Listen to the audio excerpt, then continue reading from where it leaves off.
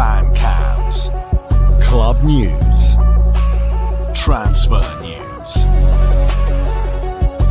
match previews, legend interviews, Spurs winning, press conferences, covering everything Tottenham and England.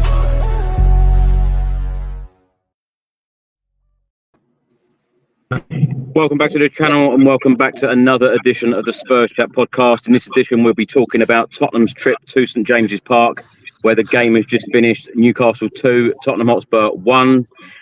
We're live on YouTube, we're live on X, and of course Facebook. So please do get involved. Give us your thoughts on the game, the transfer window, and how you are feeling right now as a Tottenham Hotspur fan. Of course, we are 3 games in. We have won 1, we have drawn 1, and we have now lost 1.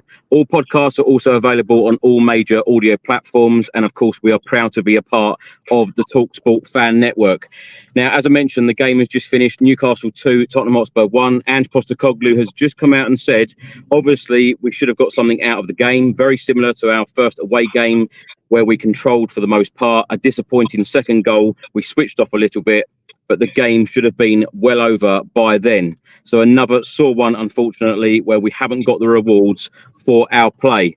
Now, as per usual, I've got 3 very special guests with me, and please do bear with me with the background noise, because I am travelling back from St James's Park during this podcast, so I'll try and keep on mute for the majority of the time. But back with us is actor Ricky Norwood. Ricky, how are you?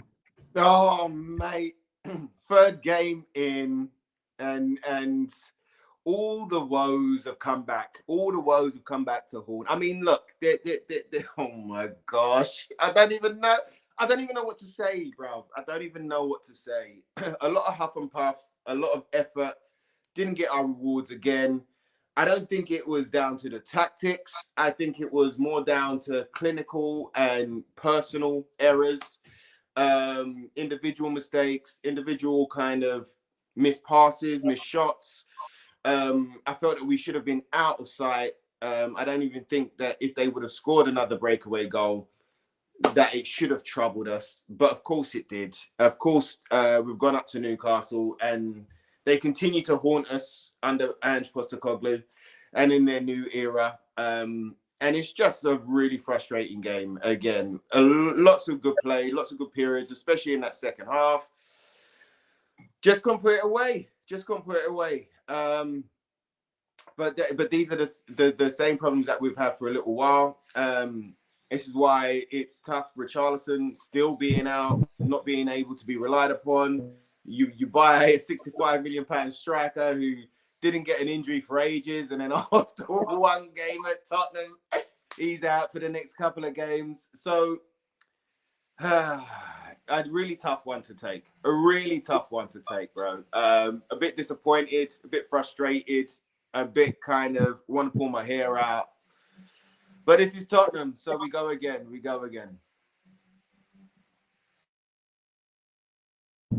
We'll talk about the football in a second, Ricky. Back with us also is channel regular and YouTuber Hollie Agombar. Hollie, how are you? Yeah, I think kind of Ricky's nailed it on the head. Just a frustrating game. It's the same old. Like obviously Andrew's come out and said about obviously the first game against Leicester. We had so many chances on top, don't take them. Boom, get hit on obviously the counter and stuff. It's just frustrating. But apart from that, I'm all right, and it's great to be back here to kind of dissect it with you guys. So thank you. Well, great to have you here. Thanks so much for turning up, particularly after the defeat. I know how it is sometimes. Back with us also is channel regular Craig Dearman. Craig, how are you? Yeah, I'm all right, Chris. Yeah, just same as everybody else. Just incredibly frustrated. It just seems like same old again, doesn't it? And I can see it's a difficult one because I can see that the football's better than the last 3 or 4 seasons. I can see I'm enjoying it more. You know, and I can see what we're trying to achieve, but when you can't put the ball in the back of the net, and I know we've been unlucky with Solanke and Richarlison's not very reliable at all, and Will Lancashire even is injured at the moment. I get all that, but professional footballers should be getting in positions where they should be scoring goals. I know Pope made a few saves. There was only three or four gilt edge ones where they really should have done better, but the amount of chances we should be putting some of them away. And it's just the same old thing. It's just so frustrating. I know we'll get into it, but it's like you go to any sort of top six-ish sort of club away and you get that horrible feeling of dread that we're not going to do anything again, you know. The only positive is the scorelines come down from the last 2 times we played them. But not the only positive. The football is a lot better as well. But you know what I mean? It's just frustrating, isn't it? I'm just frustrated. That's the word. It's definitely frustrating because I'm sitting here, you know, travelling back from St James's Park, feeling like we should have won 3 out of 3, our opening 3 Premier League games, because I felt that we played well in every single one of those games, and I felt that Newcastle were there for the taking today. When you look at the stats here, Tottenham Hotspur 66% possession to Newcastle's 34%. We had 20 shots to Newcastle's 9. We had 6 shots on target to Newcastle's 3. Shots off target, Spurs 6, Newcastle 3. And block shots, Spurs 8, Newcastle 3. More stats here. Touches in the opposition box, Spurs had a staggering 49 to Newcastle's 14. Goalkeeper saves, Spurs 1, Newcastle 6. Aerial duels 1, Spurs 14, Newcastle 11. Fouls, Spurs 13, Newcastle 16. And corners, Spurs had 12 to Newcastle 7. A very, very dominant display. That is probably why it feels so frustrating, Ricky, doesn't it? It feels really frustrating today, you know, that we haven't got anything out of today's game. That's exactly it, mate. That's exactly it. When you look at the stats, when you look at the game as a whole, yes, they had Newcastle had a good first half. They did. They came out sharp. They came out energetic. They came out determined in front of their home crowd. You know, they had something to celebrate in Tonali coming back, so the crowd were up for it. You know, and Newcastle have had good games against us in the past, so that, you know, there was definitely an energy there. And Chris, you can speak about the energy in the stadium as well. But my gosh, like we got a hold of that ball. We started playing some really good football. We were dynamic. We were, you know, we were creating chances. And that's the biggest frustration of the lot, you know, when we didn't put away our chances and when we didn't take those opportunities. There are green shoots. There are. I thought that the corner variation today, which they've been working on in pre-season, was good. You know, the defending from corners, good, pretty good. You know. It was just those switch off moments. And it cost us today. I would have personally gone with the same lineup as against Everton, because I felt that Kulu created chaos and was a battle-ready warrior in that midfield last week. So I would have kept it there, but I understand why the boss done that and tried to switch it up a little piece. But yeah, bro, a whole and whole, massively frustrating. And, you know, and it does kind of call back to what we was all talking about during the transfer window, you know, getting danger men in, getting certain people that can make the difference, you know. And even though we spent some money, injuries again, and just kind of lack of match rhythm, I think is what's coming in these first couple of weeks. The green shoots are there, the chances are there. I like I say, I don't think this is anything to do with the boss. When you look at those stats, you know, we were fully dominant, and really and truly we should be celebrating a win today, and we should be talking about all of the good things rather than the same old frustration things and being caught on a break, you know. We should have just been out of sight by the time that they had their second chance, because Newcastle really didn't worry me today. You know, they've got pace up front. The only one that I would take from their side, and this ain't being bad mind, this is just my honest opinion, the only one that I take from that side would be Isaac. I think we have a better defense. I wouldn't swap any of our defense for theirs. I like our midfield. I think Bruno Gomes is Newcastle's top boy, and maybe he could be the second one that I choose out of their side. But the majority, mate, I'd pick Tottenham's 11 over theirs, and it's just a shame that they couldn't put the ball away and take their chances. Hollie, let's come to you. When I read those stats out there, 66% possession, 49 touches in the opposition box, 20 shots, 6 on target. We've got to be more clinical in front of goal, and this is not a new thing. You know, we saw this at Leicester a couple of weeks ago in our first game of the season. And Ange Postecoglou, it is fair to say, in his first 12 months at the club, he has been banging on about there is so much more growth in that final third. What is it? What is the issue? I really don't know. The thing is, we just don't want to have a shot. I think we saw against Everton, players were just having a shot, obviously the Basuma one. But today, there wasn't really anybody that was just whacking the thing. Obviously, I think Decky had a few chances, but it was blocked straight away. We just don't seem to move the ball quick enough in front of that final third, especially when, obviously, Newcastle were kind of sipping deep and not allowing us to move much space. But again, Solanke's injured, but I think it would have helped having a presence up top when we whipped the ball in. Obviously, there was a few chances when Wilson whipped the ball in. Okay, he doesn't have the best of end product, but if you had someone like Solanke's presence in there, it could have been a totally different game. But I just think we just don't decide to take our chances. We shoot at the wrong time, or we drag the ball wide. It's just not enough. And especially when you've got those wingers that get in great places, because today I think Wilson got in some good places. Johnson got in some great places, especially that Johnson shot as well, where he managed to have the skill to bring it down, take the touch around the defender, and then ping it up into the stand. It just drives me insane. I don't know why our wingers can't seem to find the back of the net. I think maybe it's shooting practice and just having the ability to be like, right, I've got the confidence, let's shoot, especially if we've got the likes of Solanke or Richarlison or Will as well that are out, that are our top strikers that can't be amongst it. We've got to have other players that can put the ball in the back of the net. Again, it's just so frustrating. We have so much possession, so much opportunity, and you let it go to waste. It's a tough one. I think if you bring Solanke back into the mix, we could have had a better chance today. But again, when you've got players getting in positions, again, I'll bring up Johnson, when he was literally in front of goal and pings it high up in the stands. It's just like, come on, mate.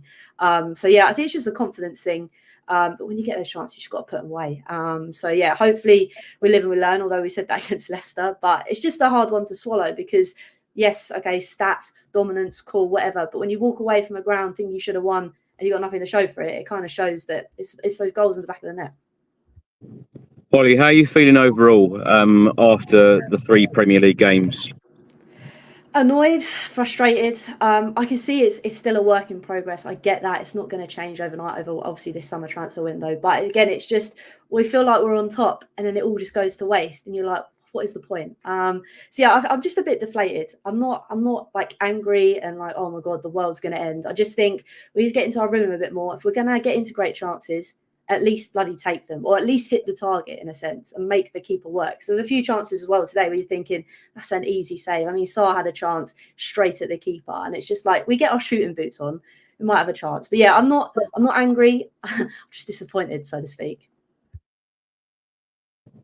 Craig, let's come to you. Of course, you and I record a lot of podcasts together, and I feel like we need to be very fair and balanced on this one, as per all the others that we record. I know some people say that we can be happy clappers at times, and the other night we were called negative about us saying that we haven't done enough in the transfer window.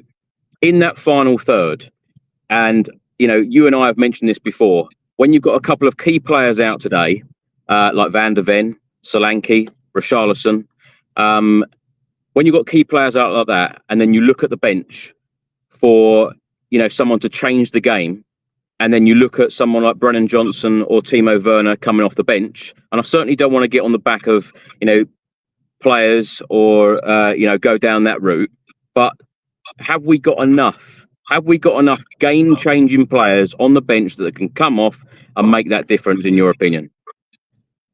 No, we haven't. We're still not there, and that leads back to exactly what we were saying the other night, that we're 2 or 3 players short. I said it, you said it, a couple of other people have said it. We always seem to be 2 or 3 players short in transfer windows, always. And it's shown that today. We bought on Timo Werner. Well, with Brennan Johnson at half time, I thought Brennan Johnson had a pretty good second half, right? I think he did. There was one that Hollie was saying about he cut inside and ballooned it over. Should be getting out on target 100%. Just a bit of composure. He could have passed that into the net. But bringing on Timo Werner, what did Timo Werner do? Made no impact at all. Bergveld came on late with Bentancur. Unlucky to get a yellow card, by the way. It should never have been a yellow. There's just nothing today. I know we've been unlucky with injuries. I mean, Richie seems to be injured a lot of the time. that's why I think that part of the reason why I thought we should have tried to get him out the door and bring somebody else in. Will Lanks, obviously got an injury as well, although he's technically our third striker. And Solanke's injured, we know. So there was nobody on that bench to come on, change the game. Dare I say, nobody like an Eze. You know, I know people probably get sick of me saying that, but come on, we can all see where the problems are. And I'm still fully on board with Ange, and I get everybody saying we got to be patient, because I've said it myself. I get that. I get all of that. But when you look back on last season, the same problems are still there, aren't they?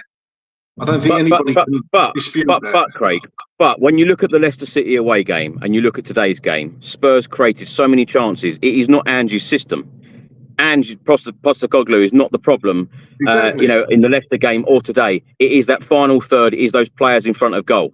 I just feel like, we're either lacking quality or these players need their shooting boots on, because, professional footballers, we should be finishing chance after chance. And, it's true. With someone like Dominic Solanke in front of goal in the Everton game and today, I think that he would have scored an absolute hatful. But, players like Johnson, Timo Werner, Kulusevski, Son, they need to be doing much better in front of goal, in my opinion. Yeah, absolutely. And it is about that. It's finishing, as they say, scoring's the hardest thing to do in football. But come on, how many chances did we have today? Looking at the stats, we need to be more clinical. It's just about being more clinical. They seem to be getting everything else. They're creating the chances. We can see that, and we know we're going to concede a couple of that type of goal during the season. And I'm all for that if we're scoring one more than the opposition. I get it. I get this type of football. I love this type of football. But it's the end of the pitch where we should be doing the business to win the games, which is the most important, and we're not doing it, and we haven't done it consistently enough for me. And it's glaringly there. 1-1, lost one, drawn one so far this season. And like you say, we should be sitting here going into the international break with 9 points. It's not good enough. The players should know it's not good enough. I hope they do. I'm sure they do. But I'm just frustrated. I do try and be positive, but today it's just so frustrating that we couldn't put the ball in the back of the net, because you could see it coming. That dominance in the second half, it was fantastic to watch. Absolutely fantastic for half hour. And somebody said there, Harry Kane. How many goals would Harry Kane have had today? Incredible. Craig, what needs to change in your opinion? I think for me, it still goes back to recruitment. We were still too short, and they still need to. I know this is going to sound crazy for professional footballers, but they need to practice shooting. For me, how can it come down to anything other than that? Practice shooting, because it's been going on and on and on. It's the same thing. We're talking about the same thing almost every game. It's so frustrating. I'm really sorry. I'm laughing because it's like we all know what the problem is, and it doesn't seem to have been addressed. Do you know what I mean? I don't know. What do other people think? What do you think? I get that, what Charles just said, right? Solanke, I still think Solanke will get 20 plus goals. And I've said we've been unlucky with injuries. I get that. But when that key players aren't there, the others have to stand up, have to take responsibility, and they're not doing it. It's shooting under pressure as well, though, Craig. Do you know what I mean? In training, it's not just shooting drills. We've seen many of those clips. Do you know what I mean? Come out during the week where they have shooting drills and they score bangers in training. It's shooting under pressure. It's those type of drills. It's shooting where 5 men are kind of holding that back line, and you're trying to play that Ange ball to kind of pull them out or push them out or to take on those difficulties.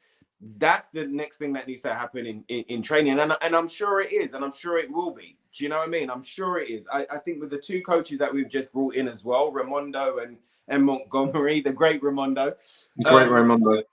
I think we've seen a little bit of difference in discipline, and even like when we talk about the set pieces, I think it's Montgomery that's looking after the set pieces now, and it used to be Jedinak last year. So we have seen a difference in those. There are tweaks, there are differences, but again, it comes back to that thing. And I wanted to wait until the transfer window was over.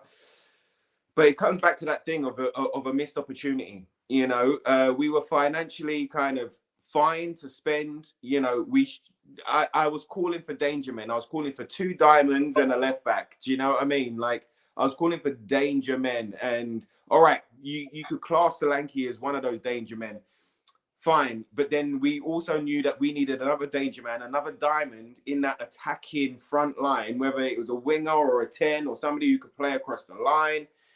You know, that could come off the bench, that could create that danger, that could create that confusion, and create a little bit of fear in the opposition. You know, I know Sancho ain't everyone's big. You know, people are not the biggest fans of Sancho. You know, especially in the Premier League.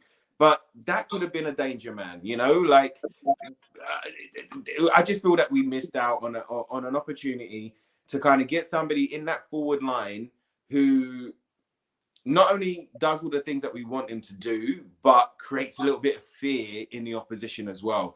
And, you know, I didn't see Newcastle fear Agombar, for example. And the boy's young, and you could see that there's certain times where he had opportunities, but he was just slightly out of position, too close or not far enough on that back post to kind of pick it up. And this is what happens when you've got young ones. You know, you're going to have games like that. You're going to have learning moments, and it doesn't help us fans because it's going to create a bit more frustration. But you know,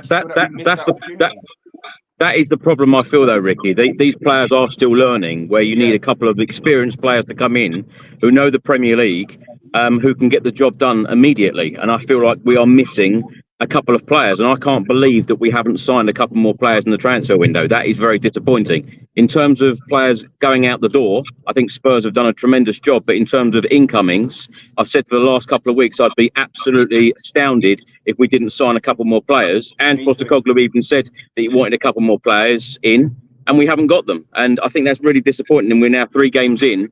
Although we have played well in all 3 games, I feel like a couple of injuries to key players is going to have that effect. And I think that we will see that in the future as well. Johnny says here, you're missing the point. It's more about the soft goals that we concede. Johnny, we haven't even got into the goals that we've conceded yet. We've been talking about, you know, us in the final third, because I believe that, you know, us in the final third is more important because Vicario and Postecoglou don't really care about clean sheets. It is about the goals that we score. You know, it's always the attitude of we will score more than we concede. But if you're not scoring goals, then, you know, we're always going to be looking at the goals that we are conceding. Hollie, let's come to you on that point. Defensively, what did you think of Spurs defensively today? My only positive was the fact that we've decided to not do zonal marking anymore. It looked like it was man-to-man marking for corners, and I have been asking for that for so bloody long. And we actually did well at defending corners today. On the flip side, though, the goals we conceded, I don't know what was going on with our back line. Again, it's that lack of concentration. I mean, Harvey Barnes is in acres of space. No one's decided to track his run. The second goal was just one pass through the middle, and they're in behind. I just think when we play such a high line, we haven't got the likes of Mickey van der Ven. I'm not saying it's all up to him, because I think Dragusin did actually very well today. But when we haven't got Mickey van der Ven, that we know is like Roadrunner, to come in and sweep everything up, it's just not going to work. I know we talk about that it's not Andrew's style of play, etc., but when we're missing the likes of Mickey van der Ven, I feel like we have to adapt that high line just a little bit, because against Leicester we saw Romero fall asleep. Again today we saw Romero fall asleep, and we know Romero's excellent, but I just feel when we don't have a player like Mickey van der Ven that will bust the gut to get back, and 9 times out of 10 makes that challenge, it's very difficult to not switch off with the players that we have at the back line. So I think set pieces very well. Again, it's just that lack of concentration, especially when we're on top as well. I think it's the most frustrating thing that we were dominant, boom, switch off for 5 seconds, they're in their score. And it's annoying as well, because you kind of feel like that as well. As soon as the ball was whipped through, you're like, oh, my hands are done. We're conceding here. And that's such a frustrating thing to have. But I don't want to say, oh, it's because Mickey van der Ven wasn't there that we conceded those 2 goals. I want to say it's because of the high line. And I think credit to Dragusin. He's come in, put a performance in, started from the start, and he made some excellent tackles. So for me, it's like the theme of today. It's just frustrating. If we stayed switched on, gave ourselves a bit more yardage to be able to tackle that run coming through, then it wouldn't have been as bad. Yeah, but for me, Chris, if you're still there, not horrendous in set pieces, but just come on, mate. Switch on when we're in that kind of defensive mind, when we've got a ball being zipped through. And I think it was as well, the midfield just kind of switched off when that second goal went in as well, because nobody decided to track back. It was almost like slow motion. I think there was like 6 players that didn't bother tracking back. But yeah, it's just annoying, so to speak. You know what? Oh, sorry, Craig. Go on, crack on, Sunshine. Yeah, you know what does it for me, Hollie? Let's carry on from that. It's the sense of dread every time Van der Ven's not available, I get, because I just think he's key in this system and the way we play. And that I had that sense of dread as soon as I found out he wasn't playing. I'd rather that Romero wasn't there over Van der Ven. I think he's the key. I think he's like the keystone to the whole team and the way we play Van der Ven. I think Romero had one of the poorest games I've seen him play today. Some people will disagree with me, but as you say, he was at fault in no small part for both goals, in my opinion. Somebody said he tried to step out and Dragusin stepped in. If you look at it, it weren't just Dragusin. Romero was just out of position for the second goal, certainly, and the first goal, well, we all know what happened. He was just ball watching. And for all I love about him in his aggressiveness, his passion, his tackling ability, he has got the ability to switch off every now and then. We have seen it. I'm not saying he's a bad player. He's not. He's a great player, but he does switch off. He does switch off, and Mickey Van der Ven's pace, I think, makes up for a lot of that, and that papers over that. And I think Romero's still got a lot to learn. And I'm not saying he's a bad player. I think he's one of the best central defenders we've had. But I think Mickey Van der Ven, when he's not there, changes everything. No, I agree. But also, you know, when you're talking about the high line, Hollie, it's like, I don't think we would have had as much domination, as many shots, or as many kind of attacking avenues if we didn't play that high line. You know, that's his way. And if we would have put our chances away, I don't even think we'd be talking about the defense. Yes, we would have said, all right, cool, we got caught on a counter attack. But there's many a team that play totally different systems that will get caught on a counter attack. We know that this is a standard tactic in the Premier League, where you'll get 2 banks that just sit there, and then you'll have a couple of pacey wingers that can break, right? We allow those opportunities, but if we would have put those chances away, we would not even be talking about the defense right now. We would have been talking about, you know, Dragusin and his sliding challenge and being commanding in there. And yes, Romero switched off, but then he ran to the left side and kind of blocked Gordon's effort and stuff. So we would have been talking that way. I get it, but we would have been talking that way. It's all about that final third. And Ange, the boss, has been, like Chris said there, he's been banging on about it for ages. And again, it's just another missed opportunity that we didn't take to put a dynamite, a danger man up top, whether he's left, right, or middle, and change the game for us. We've gone kind of basic. Do you know what I mean? We've got just what we need. And when I say just what we need, it's like on paper. We need a pacey, dribbly, direct winger. Okay, there's Desire Doué. Okay, great. Oh no, he's gonna go PSG for 50 mil. Let's get Agombar, right? We spent money on him, but do you know what I mean? And it's like, even when it comes down to the strikers, you know, a lot of us are talking about different strikers. Openda, Vlahovic, you know, Gyökeres in Portugal. We was all talking there. We wasn't talking Solanke.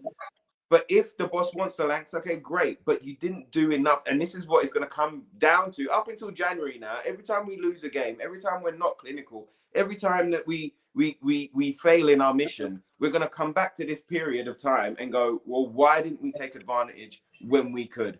And as Tottenham fans, we've said that way too much. And that's where the frustration comes from. That's where the tiredness comes from. That's where the drain of energy comes from. Because you're like, no, come on, again? It's tough. That might actually make us extremely reliable on Solanke, though, Ricky. No, absolutely. But again, we're almost in that same cycle now. You know, so now we're relying on Solanke to be fit for the whole season, not just for the Premier League, but for every cup game going. So now we're going to rinse him into the ground, aren't we? Do you know what I mean? You know, so we're in the same cycle. Like Craig said there, you know, for all of the goodness and for what a great guy Richarlison is, he hasn't been reliable. unfortunately. He was injured back end of last season, had the whole of pre-season off, hasn't touched the ball, played 10 minutes the other day, and then now he's out for another 2-3 weeks. Love him to bits, right? Got a lot of love for him. I want him to do well, but you got to look at it and kind of go, what are we doing here? Do you know what I mean? Like, what are we doing here?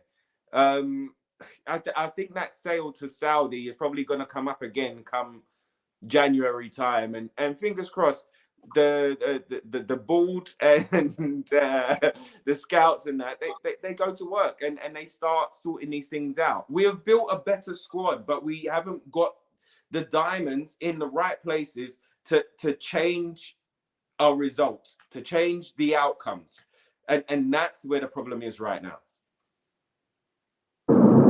Hollie, let's come to you. Of course, Ange Postecoglou made 2 changes from the Everton game. Johnson and Van de Ven dropping out and Sarr and Dragusin coming in. So the starting 11 today was as follows: Vicario, Porro, Romero, Dragusin, Udogi, Basuma, Maddison, Sarr, Odegaard, Kulusevski and Son.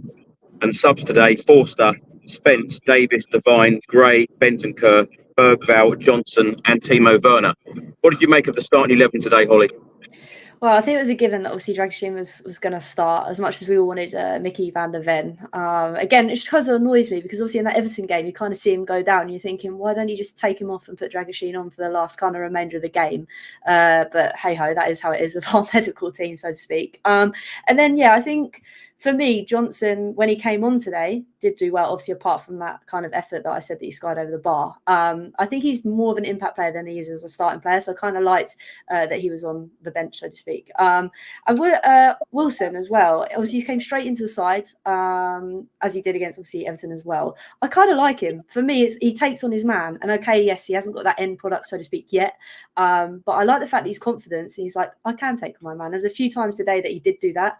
It's just that final ball that we kind of lack. But again, we always speak about, if we've got presence in the box, maybe one of those crosses does pull off and it does go to the right man. For me, I think he had a better kind of game in terms of crossing the ball than Johnson did at times. I just don't think that's Johnson's kind of element of his game, and I think we all know that he needs to work on that. So for me, I could kind of see that being the kind of side. Obviously, Sarr as well. I really like Sarr in the middle, and again, he's a confidence player. So for me, I have no real issues with that kind of starting 11. Again, it's just annoying. We've got so many bloody injuries at the moment. And like you say, if we had Solanke in, if we had another presence on the bench to kind of come on and make a difference, it would have been totally different, I think, to have another player come in. But for me, there's no real qualms in that starting 11. Hollie, was there a part of you that felt that Heung-min Son was going to be playing through the middle today? Or, you know, I know Ange has come out and said on a number of occasions now that he is a lot more effective on the left, and I think a lot of Spurs fans agree with that. Also, how did you feel that Kulusevski got on playing through the centre again?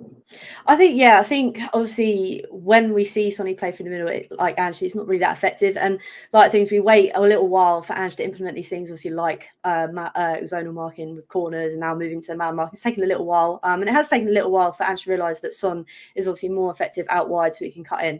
I think Decky, like we saw in pre-season, played excellent through the middle, and I can see why we prefer to play him in the middle over Son. So there was a little bit of me thinking, oh yeah, Sonny's playing through the middle, and then obviously when you watch the game, you're like, oh no, actually that's not how it is. So yeah, I was happy that he was playing through the middle. Again, I think it will come with time, because I think a lot of people were saying, oh, he didn't have a brilliant kind of first half, but I think for me, that is Decky's best position. There's no point sticking him out wide. He's not going to take his man. He's going to cut back, try and cross it in. And he's either having a shot, and the defenders already know that. Whereas down the middle, he can kind of spray the ball a bit more. You don't know whether he's going to have a shot, play it out wide. So yeah, for me, I definitely prefer Decky in the middle and Sonny out wide.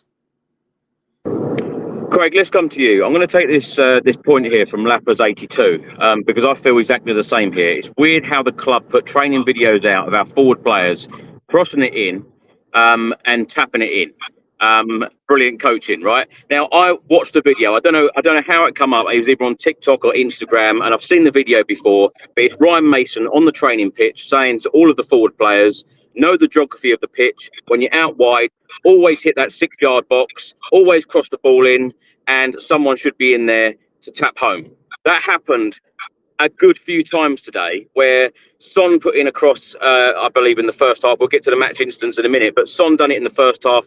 Brennan Johnson done it in the second. And a couple of people around me actually groaned when Brennan Johnson put that cross in. In my opinion, he done his job. He done what the coaching staff are telling him what to do. There was no one in the middle. Are you surprised, all this time that Ange Postecoglou has been here, are you surprised that there hasn't been that growth and that exceptional, those exceptional moments in that final third? Because he keeps moaning about it. We keep groaning about it. When's it going to change? Yeah, it always makes me laugh when they put out the training things on Spurs. I don't watch all of them, but it's the same thing. You see them warming up, giving the camera person a high five. It's all lovely. And then they put out a video of us running down the wing, crossing the ball, somebody slamming it in. Of course, they're not going to put out a video. I get this, somebody crossing the ball in and nobody being in the middle, or somebody skying it over. I get that. But it is clear that is 100% how Ange wants us to play. Get down the line, low cross into the box. And it didn't. Sonny, the centre forward, wasn't in the right positions.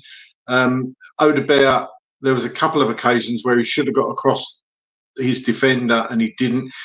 That I'll let him off a little bit of that because he's only been at the club 5 minutes. The rest haven't. They've had over a year learning this system day after day after day after day after day, and it's not happening. It's not happening. And you're 100% right. I don't know what else to say on it. I totally agree. That is something that Angie's trying to ingrain in them, in their muscle memory, so they do it automatically without being told to do, and it's still not being done. You're right. I know that cross that Brennan Johnson put in. Sonny did one in the first half, like you say, and there was nobody coming in the position where they want the ball. Gary Lineker always used to say, I was always in the right position. The ball was never always in the right position. And I've said that before, and that is how you must think as a centre forward. But if you're in the right position and the ball don't come to you, you're doing your job. Well, Brennan Johnson did a job today, and Sonny didn't get in the right position. Agombar didn't get in the right position, and nobody else got in the right position. You get in the right position, you'll score from that type of cross. But you've got to make the runs. If you don't make the runs, you're not going to score. Simple as that. Ricky, let's come to you. Let's go to the match instance. Now, after 5 minutes, of course, Dragusin was in for Mickey van der Ven today. A great start from him, really, because just after 5 minutes, he put in this sliding tackle. The whole of the away end give Dragusin a huge cheer. What did you make of his performance today? I really like Radu, I really like him. I think he's strong. I think he's intelligent. I like the way that he reads the game. I like the way that he's determined. I love the way that he believes that he's of a higher level as well. Like his agent, we've heard a lot from his agent. But I like that he's looking to the top, and he wants to become like a top number one defender. That means he's got ambition. That means he's got goals. That means he's also going to work on his own game and assess his own game. And if I remember correctly, when we signed him, there were reports that that's what he done, which was play a game, but then he was the one that kind of assessed it and went, right, okay, I had a good game here, or I was bad here, or I can improve here. And I think that's positive. We haven't seen the best of Radu yet, and we're not really going to see the best of Radu until he gets a couple of games and he gets a run and he starts to understand when to step up, the lines, the runs, etc., etc. But every time he's come in, I've been impressed with him. I'm glad we've got him instead of some of our squad players from seasons previous. I'm glad we've got him. I'm glad we've got him instead of Eric Dyer or Langley or Davison Sanchez. I think it's definitely an upgrade on that. But the more he plays, the better we'll see him, and we'll see him have more effect on the game. Like Hollie was saying there, though, about Mickey, and like Craig was saying, actually, it's like he is the cornerstone of this system, because the second goal that we conceded, I don't think we would have conceded with Mickey there, But I thought Radu done really, really well. I'm happy that he's in the squad. I'm happy he's a Tottenham player, and I don't panic when he's in the starting lineup either. And I think there's so much more to come from him. He also had an effort on goal, didn't he? I'm sure he had an effort on goal. I've got to go back in my memory banks. It was a header. It was a header just past the post. Very unlucky. We'll come to that. Yeah. That was it. Yeah. So you can see there's also an aerial presence there. I think we've missed out on aerial presence in the past. So to have him in there, I think that was a good thing too. Just a shame he didn't come out on the right side of the result. Ricky, it's fair to say you're probably the most positive guest that we have on this channel. So I want to know. I want to know how you're feeling right now after 3 games. I asked Hollie earlier. I've asked Craig many, many times in the last couple of weeks, but I want to know how you're feeling after 3 games in.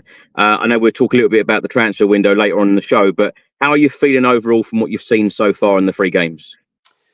I think the word to describe it is probably frustrated. The Everton game was fantastic because everything went our way. The way that we dominated, the goals, the shots, the play, everything went our way. Leicester, we should have come out with 6-7 goals against that game. So again, frustrating to even let them back in.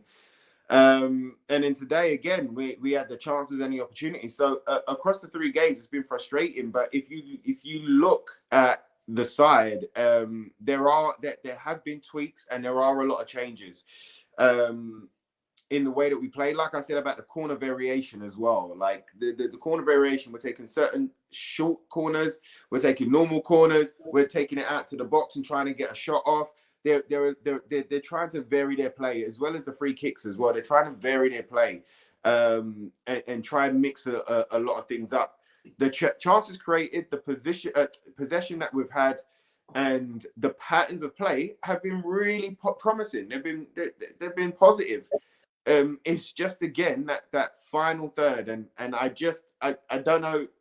I just think it's us as Spurs fans, right? Like we go and buy a striker that actually fits the system, that fits what Postecoglou wants to do, and to be that presence and to make those runs and to be in the right position, like you're saying, Craig, about Gary Lineker, like to be there and do that, and after 5 minutes he's out. Do you know what I mean? So again, it's just been a frustrating 3 games and frustrating transfer window as well. You know, towards the end of it, I'm much like you, Chris. I was very upbeat and I was very calm. I thought that, okay, cool, we're going to go into these last 2 weeks and they're going to get a couple of diamonds in and we're going to be super excited going in there. And, you know, that didn't happen. So it's just been frustrating. But I am really encouraged with the green shoots. I'm really encouraged with some of the youth that we brought in.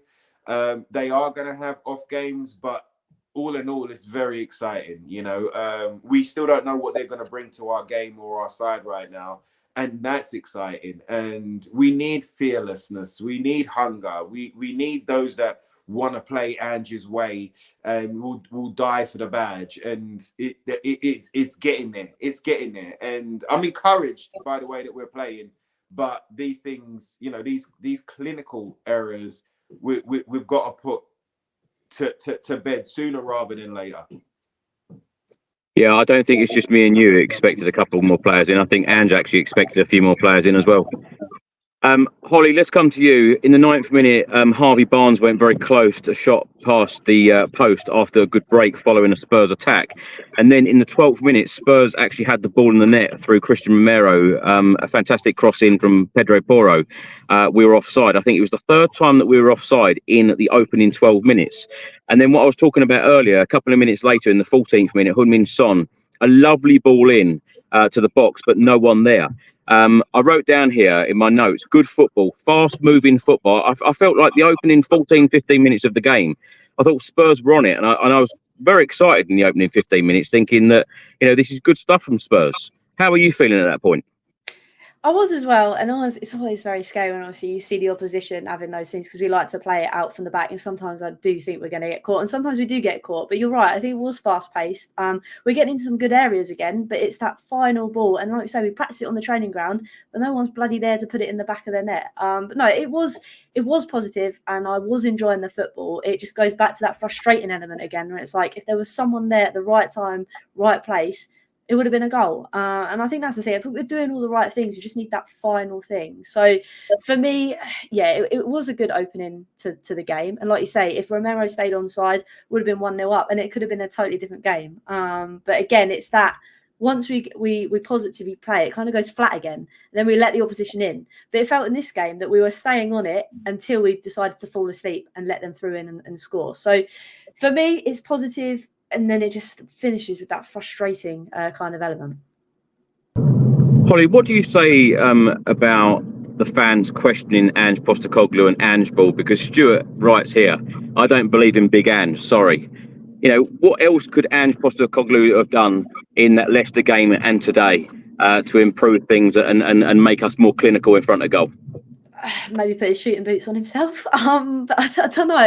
I get it, because it's frustrating when we talk about this high line, and the sense that if our players weren't high, we wouldn't get caught so many times if we don't have Mickey van der Ven to be roadrunner. But I also think, like Ricky said, if we weren't playing that high line, we wouldn't create as many chances. So I think the biggest problem that maybe Ange needs to do is like what Ricky and Craig said. Maybe in training, forget the training, the scoring drills. Forget the goal kind of drills, and just put an element of pressure, because we seem to folder under that kind of element of pressure kind of seeping in.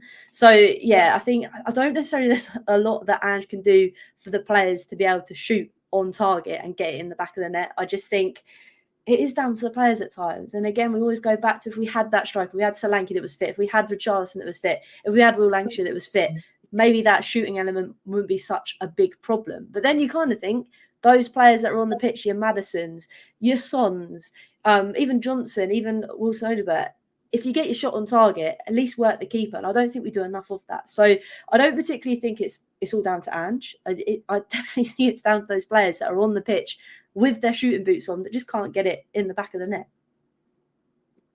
Craig, let's come to you. After 16 minutes, following a corner, Newcastle had a shot which deflected wide. A minute later, Kelly had a chance and clipped the bar. On 23 minutes, Odobert had a chance for Tottenham.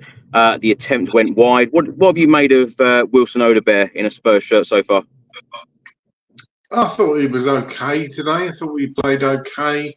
I thought he was unlucky that Kulusevski got in his way in the first half, actually. I think he was clean through, and Kulusevski sort of got in his way and was offside, and that was obviously a mistake from Kulu. He was better last week, I thought, than today. I'd like to have seen him take on players a bit more today. I think he does need to improve on his final ball into the box, which I think will come. But he's an exciting talent. I still maintain that. I think he's a clever purchase. I think he's going to be a good player. I don't think they was perhaps expecting to throw him in like they have done the last 2 weeks. Perhaps bring him on as an impact sub, but needs must because of obviously injuries. So he's been starting, and must like what he's seeing in training, because he has got other options to put on there. But he decided to go with Odobert. So it's early days, only a couple of games, but I think he's certainly done better, had better debuts than some other players we've bought. So yeah, quite excited to see what he can do. He's an interesting signing, Odobert. Ricky, let's come to you on 25 minutes. A lovely team move. Kulusevski to Heung-min Son, who then set up Pape Matar Sarr, who shot straight at Nick Pope, who saved. A couple of minutes later, Son set up Sarr yet again. It was a better shot to the right-hand side, Pope saving again. Hollie and Craig have said about we're not shooting enough, but when you look at these chances, and they were good team moves. Heung-min Son setting up Sarr. When you see how Sarr and Basuma and other players like that in midfield can shoot, and they're very good at shooting, we should be shooting a lot more. But these were two great chances. Yeah, but you know what? I think there's been an increase in shots outside the box. I mean, Basuma scored on last week, right? And even with their short corner routines, they're looking to get to the edge of the box and shoot. Porro had a couple of block shots today from outside the box.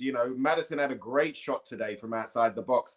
So we have varied up the shooting opportunities. And Sarr done really well today to get to have those shots. with Sarr, he's a bundle of energy, right? He's a bundle of energy. He's a box-to-box midfielder. And, you know, I still don't feel that we've seen the best of Sarr this season yet. I don't think he had the greatest of pre-seasons. I don't think when he has played, he's been the Sarr that we know yet. But today, having those couple of shots, it was good to see. I would have, with the starting lineup, I would have preferred and liked Kulu to be in there, just because I thought he done so well last week in that number 8, number 10 role, up there with Maddison, creating chaos left, right, and centre. And, you know, when I saw those shots, part of me was like, great shot, and I'm happy that you was there. And, you know, and it was on target, but part of me just wished it would have been Kulu that came in and on those points, you know. But Sarr's got a lot of levels to jump.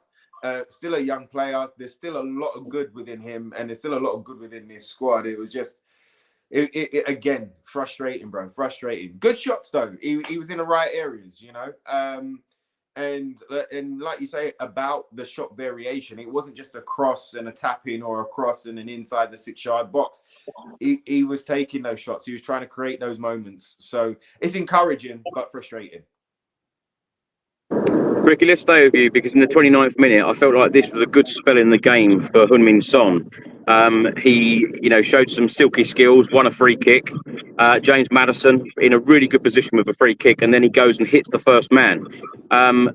What do you think of Heung-min Son's performance, first of all? And I also want to talk a little bit about James Maddison, because, you know, when we brought him in, a lot of people, including myself, were really, really excited about him, you know, finally signing someone who could take set pieces. He hasn't scored from a set piece yet.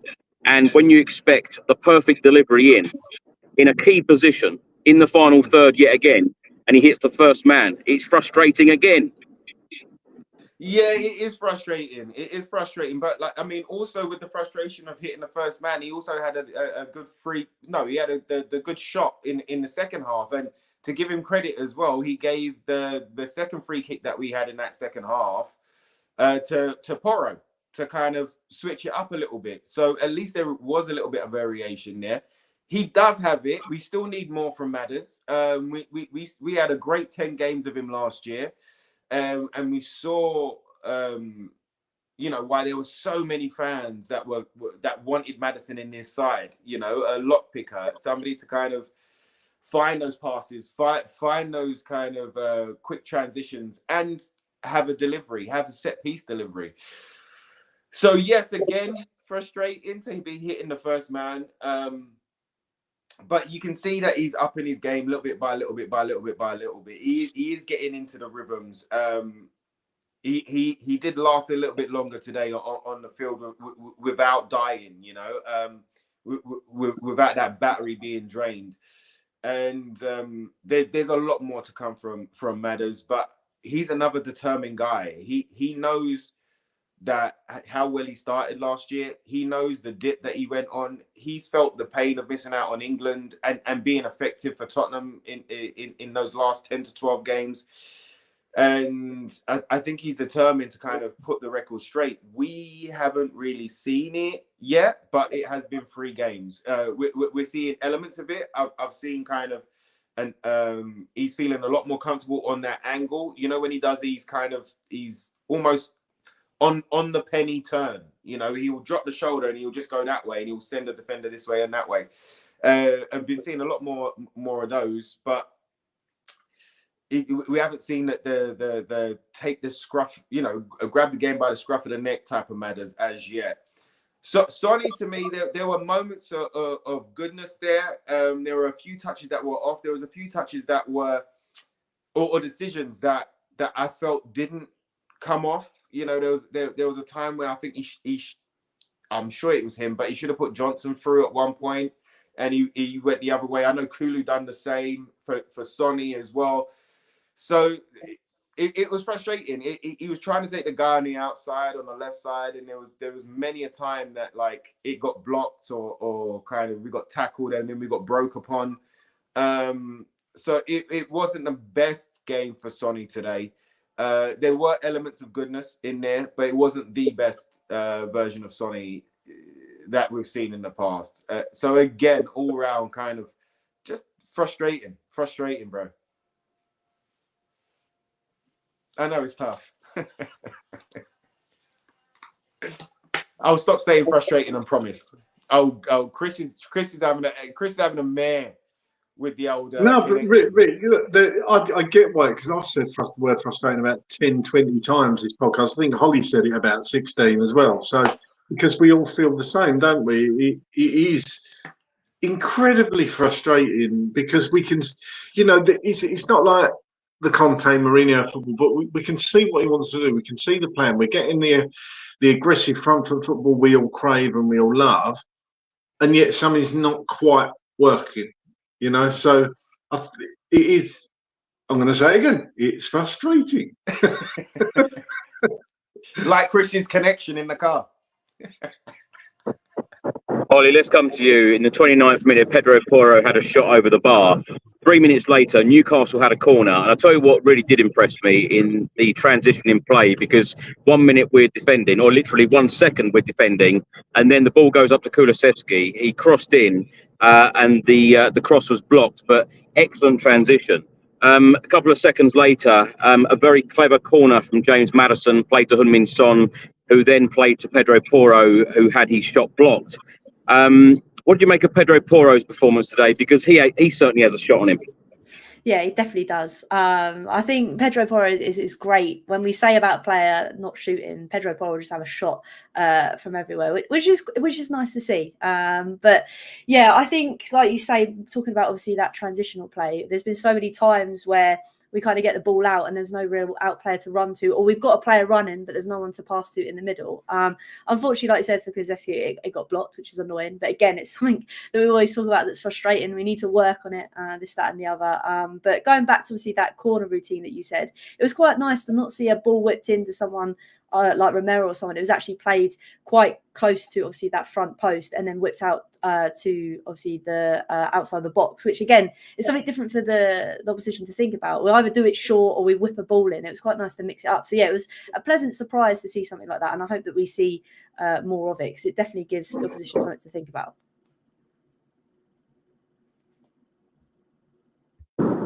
Greg, let's come to you. Elvis writes here, and thank you for this comment, Elvis.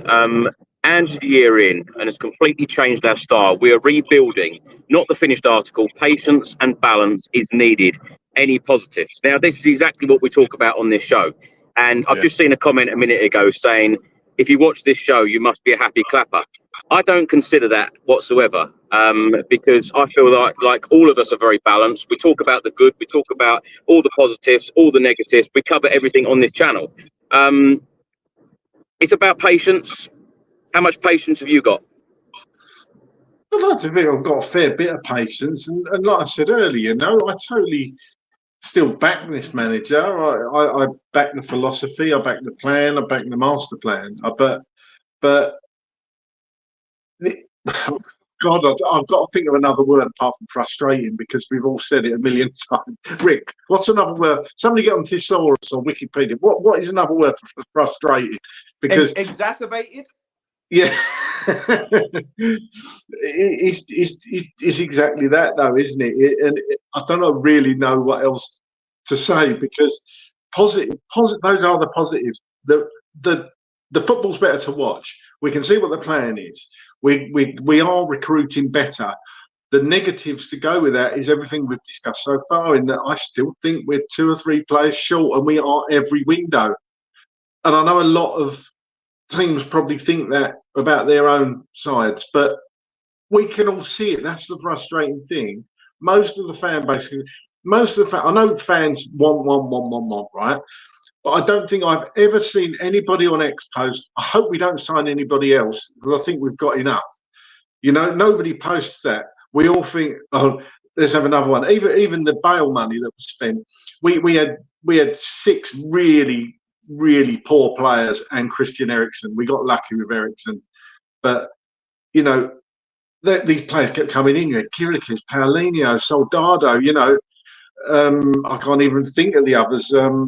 But it was like, oh, wow, all my dreams come true. I found an old Facebook post saying that you Gooners are well gutted at us signing 7 world-class players. I actually used that phrase, world-class.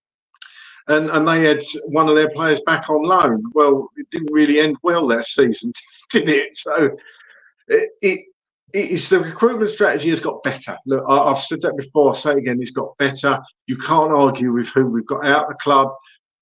Brilliant for getting players out. It's still the fact that we all know the gaping holes are still there and where we could have improved. And it's frustrating we didn't do it. I just don't get the whole happy clapper comment all the time that we seem to get on every podcast lately, because clearly these people don't listen to the podcast that we record from start to finish, because I don't feel like we are that type of show. You know, what do some people want? Do they want us, you know, do they want to tune in to all of us just slagging off every single player, the management and everything to do with the club? Because if you do expect that, this isn't for you. Also, Ricky, let's come to you. Let me jump in on that whole kind of happy clapper thing as well. Like you can happily call me the happy clapper if you want, because I like to look at the positives and I like to kind of try and find the silver lining. But again, the show is about balance, all right? So you will get somebody who comes on and is, you know, and is angry and as frustrated as you guys at home, and they will put that forward. But there is always someone on this show that kind of tries to give a bit of balance, because if it was all negative or if it was all positive, that ain't a true reflection of the game. And also, it's like we've always said on the show, and it's something that I've always said as well, is like I respect every single one of you fans out there that feel a certain way about this club. If you love this club and it's your pride and joy, and you read everything and you're obsessed with Tottenham, and you know you read every tweet and stuff like that, and anything that comes out, every 60-second update that you watch of Chris's and all of that, and you feel this way, then I'm not going to tell you that you're wrong. I'm going to tell you that you have a point, and I may not agree with your point, but you have a point. And it's the same way with us guys right here. We're not analysts. We are not pundits. We're four fans that love this club inside out, and just see the game slightly differently, and try on a frustrating day like this to try and give some balance and criticize, but at the same time give some green shoots so that there is hope still amongst this team and amongst this league and amongst the competitions that we're in. Balance is key in life. If you believe that everything in your life is negative, then it probably will be. But you have to see the good things. You might not appreciate your best friend. You might not have the job that you want. You might not have the bank balance that you want. But that best friend that is always there with you, that you almost kind of dismiss as a positive, or you almost dismiss as something that is good in your life, then you miss out on so much. So balance is key in everything, in life and in football and on this show. And that's what we try and do.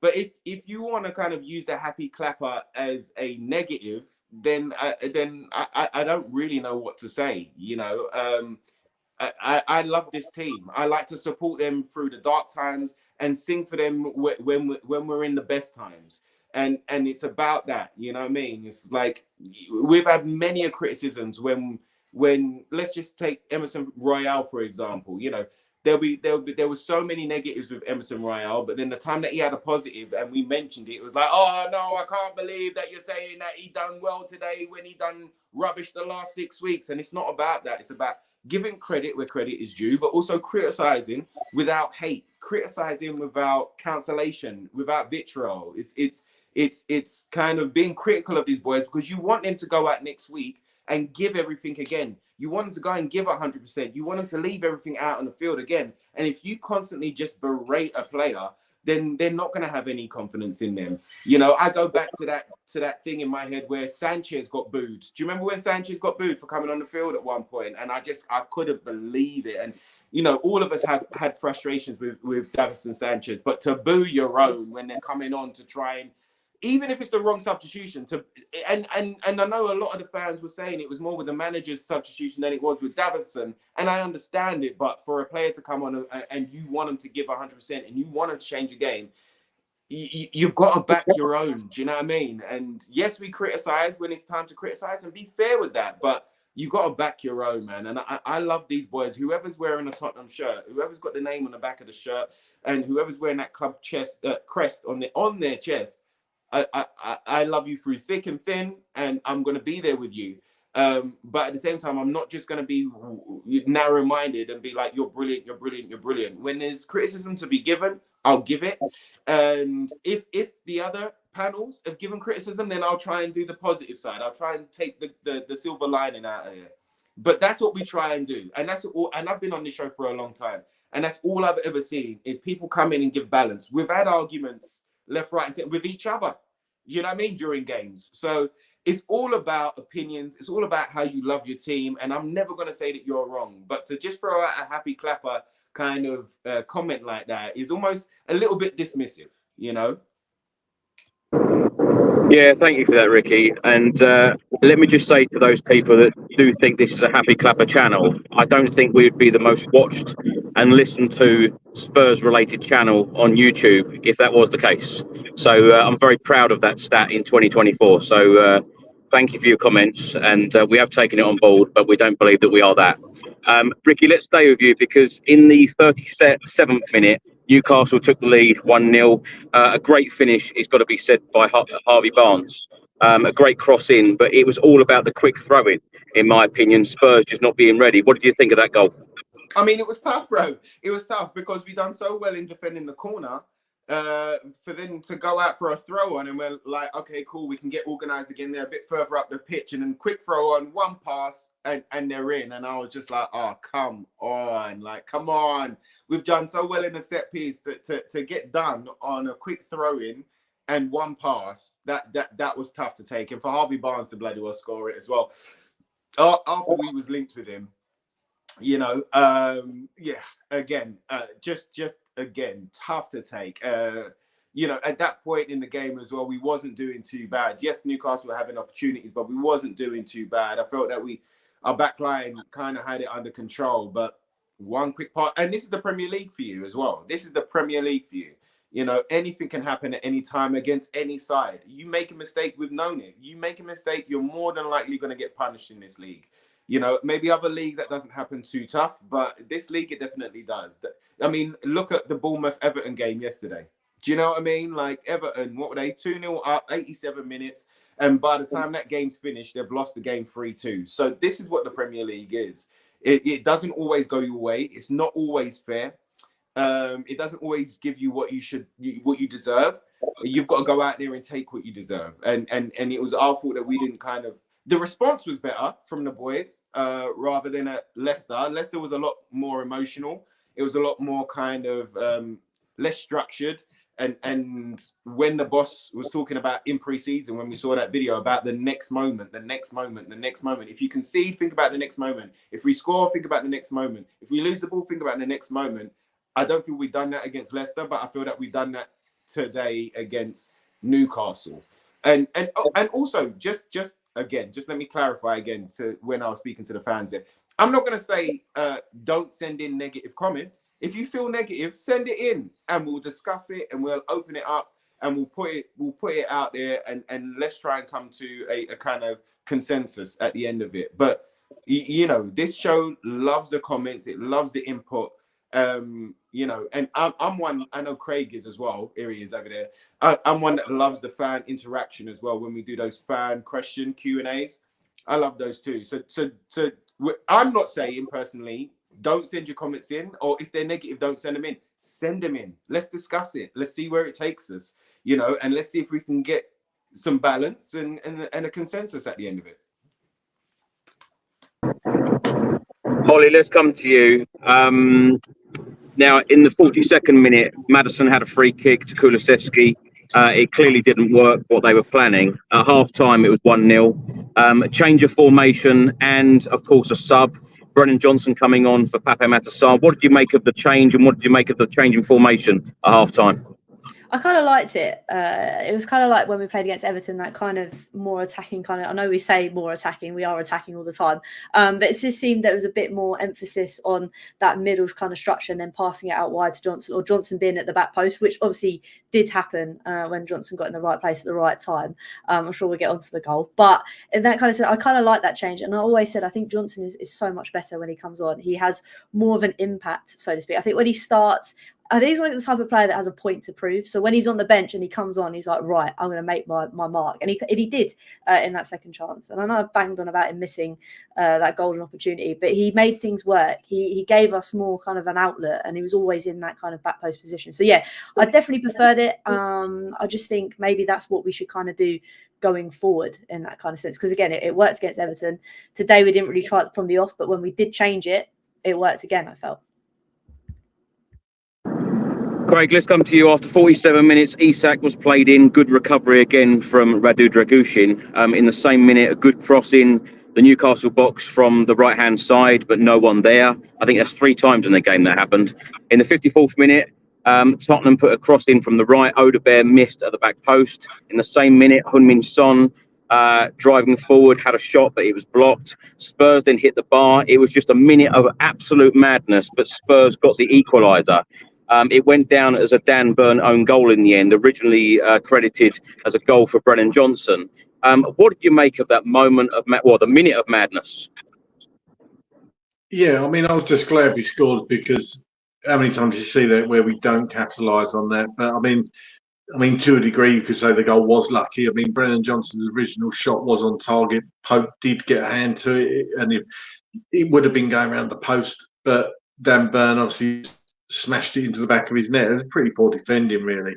But that's when Newcastle were on the ropes, and that's when we should have capitalised. And during that period, I actually said, you know what's going to happen, don't you? I can see it happening. We're not going to take our chances, and they're going to go up the other end and score. And then, of course, what happened? And then my son had a go at me and was blaming me for it. He said, if you hadn't said that, that wouldn't have happened. I know I get the blame for most things in my house, but I'm not taking the blame for that. That is not my fault. So, I knew it was you, Craig. I had a suspicion, mate. I knew it was you. It's like I'm a happy clapper, remember? Yeah, that's it. But it comes down to it, doesn't it? We're not taking our chances. I'd love to know how many chances we had in that period, that 15, 20-minute period, because it was the bulk of all our chances. And that's when, Newcastle were absolutely on the rack. Absolutely on the rack. And I'm convinced, had we got that goal, we would have gone on to win 3-1. But we couldn't capitalise. We couldn't do it. And that was our downfall. That's exactly it, though, Craig, because at that point we had half hour left of the match. The Spurs away end was absolutely electric. The fans were singing. The fans then had that belief that Spurs were going to get the second goal and go on to win the game. Ricky, what did you make of Tottenham's equaliser? Oh, mate, I'm a bit like Craig. I was just like, we have to score at this point. We had a couple of opportunities just before it as well, and I was just like, oh, come on. It has to happen. It has to happen. And I love King Hoddle, For those listening, what did he put up, Chris? King Hoddle just put up. He's got. Chris will put it up again, and I'll read it out. All right, but here we go. King Hoddle put out, "Why aren't you happy clappers more toxic?" Love you, King Hoddle, bruv. Love you, King Hoddle. A great contributor to the show. I always see King Hoddle's name on this show. Big up to you, brother. But yeah, we had to score, man. We really had to score. I was happy for Brennan to come on and make that impact. I was happy that he was the one that kind of forced that goal. I was like, okay, cool, because I think the one thing that we was missing, and it's crazy to say, but the one thing that we was missing in the first half, I felt, was pace. Kulu being up there, Sonny on the left, Agombar there. Agombar and Sonny, we've got pace, but it just felt like we didn't have no kind of electric pace in there. So it was the sub that I wanted to happen. Saar for Johnson in the second half, and I was really happy that the boss made that change at that time. And you could see that kind of as soon as he done that, like there was a new impetus. So that goal coming, bro, I was just very happy and relieved that the ball went into the net, and I truly believed, a bit like Craig, and all of us sitting at home, really, and in the stadium, I truly believe that we was going to go on to win 2-1, 3-1 then. Just unfortunate it didn't happen. Oh, is it? Chris might be on mute here. Oh, Craig, what do you think? I'm frustrated, Rick. Really frustrated. If in doubt, throw to Craig. All right, Hollie. Yeah, if in in doubt, doubt, throw to mate, me. throw to Craig. Yeah, but the thing is though, we can all see it. Hollie, you've said it, haven't you? How many times have we spoken about this? Capitalising on the pressure we put on teams, on the possession we had. I mean, there was a stat was put up. Everybody watching, I'm sure it was like 3 or 4% down our end of the pitch at one point, wasn't it? So, it's just a mate. I mean, hello, Chris. Craig, let's come to you. In the 66th minute, Newcastle had a great chance, ended with a save from Vicario.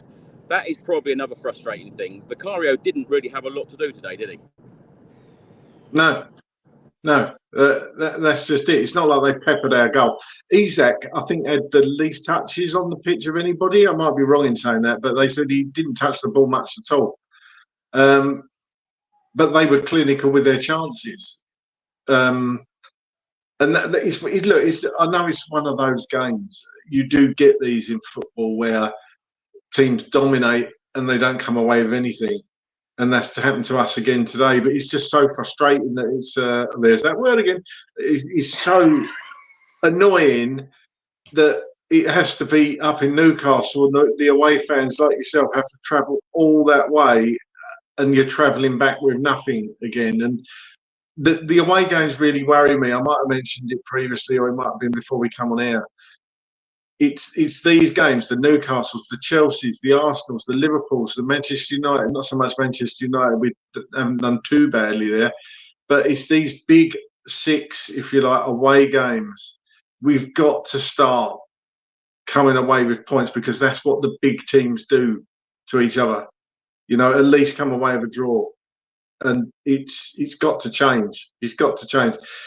Look, I'm still behind Ange, as I say, but we got to start getting there over the next month or so, because the fans won't take it otherwise, sadly. And I'm not calling for the manager to go or anything like that. I'm still fully behind Ange, but we've got to start getting it right. It's been a year, so we've got to start pushing. Long way to go. Only 3 games in, so let's not lose our heads. But it's I'm not going to use the word frustrating again. Yeah. Let's keep it balanced as always. Ricky, let's come to you. After 70 minutes, a mix-up in the Newcastle defence. Son had a shot which was blocked. A minute later, Dragusin had that header from a corner just wide. And then a couple of minutes later, Brennan Johnson down the right wing put in a poor cross. This isn't the one that I'm referring to, by the way, earlier about him putting a decent cross in around the 6-yard box. We'll talk about that one later. But with this one, I felt that he should have done so much better. Now, the Wales manager, Craig Bellamy, has come out and said that, Spurs fans need to give Brennan Johnson a bit of patience and a bit of time, because he is elite. He then repeated himself and said he is elite. Do you think that we are going to see this elite version of Brennan Johnson sometime soon? I really hope so.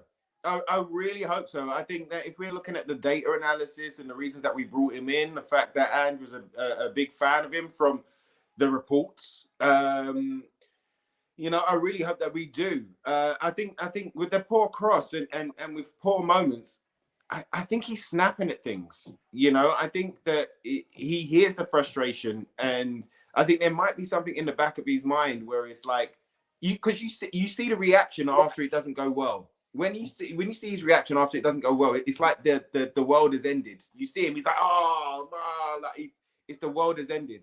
And I think because of the frustration that the fans have let him know since he signed, I think he's snapping at things. I don't think he's playing his natural game right now. I think he's kind of over trying. He's overthinking. He ain't in his stride right now, because at the moment he's a bit of a scapegoat. Every time that a touch is not measured, or goes astray, or a cross goes a bit wide, or he knows that the crowd are on him right now at this point in time. So we do need a bit of patience with him, and I really do hope that we do see that elite version of Brennan. But again, I kind of go back to that transfer window and say, and exactly what Hollie has said as well about him being an impact sub. I think he's so much more effective coming off the bench with his pace, with his dynamism, with his energy. And that's why I kind of felt that we needed another winger, a danger man up front, mostly for the right-hand side, to kind of let them to play off of each other, you know, and use our 5 subs to our advantage. Now, however much of a basket case we believe Chelsea are, they've got 5 good options to come off and change the game. They've got 5 great options to come off the bench and change the game. Felix, Jota, they've got Sancho now, you know, they've got Madueke, not so much Mudryk, but, you know, Jackson.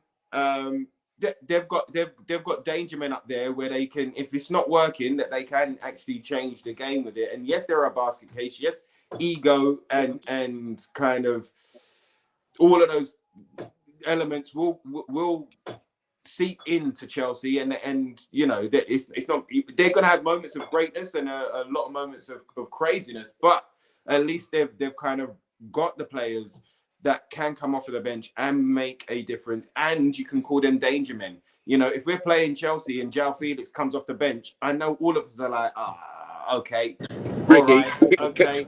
Can I come in there, because you're mentioning danger men, right? I want to ask you this, because 16 minutes to go, Timo Werner comes on, Wilson Odegaard goes off. Now, in the away end today, when Timo Werner was just about to come on, a lot of Spurs fans around me were going, "Oh, is he a danger man for you?" No, mate, no. And to tell you the truth, I had the same sigh, right? I had the same sigh. Last season when we got him on loan, I was hopeful. Okay, I was hopeful. I was like, he does what Ange wants him to do, get down the line and cross it in, you know.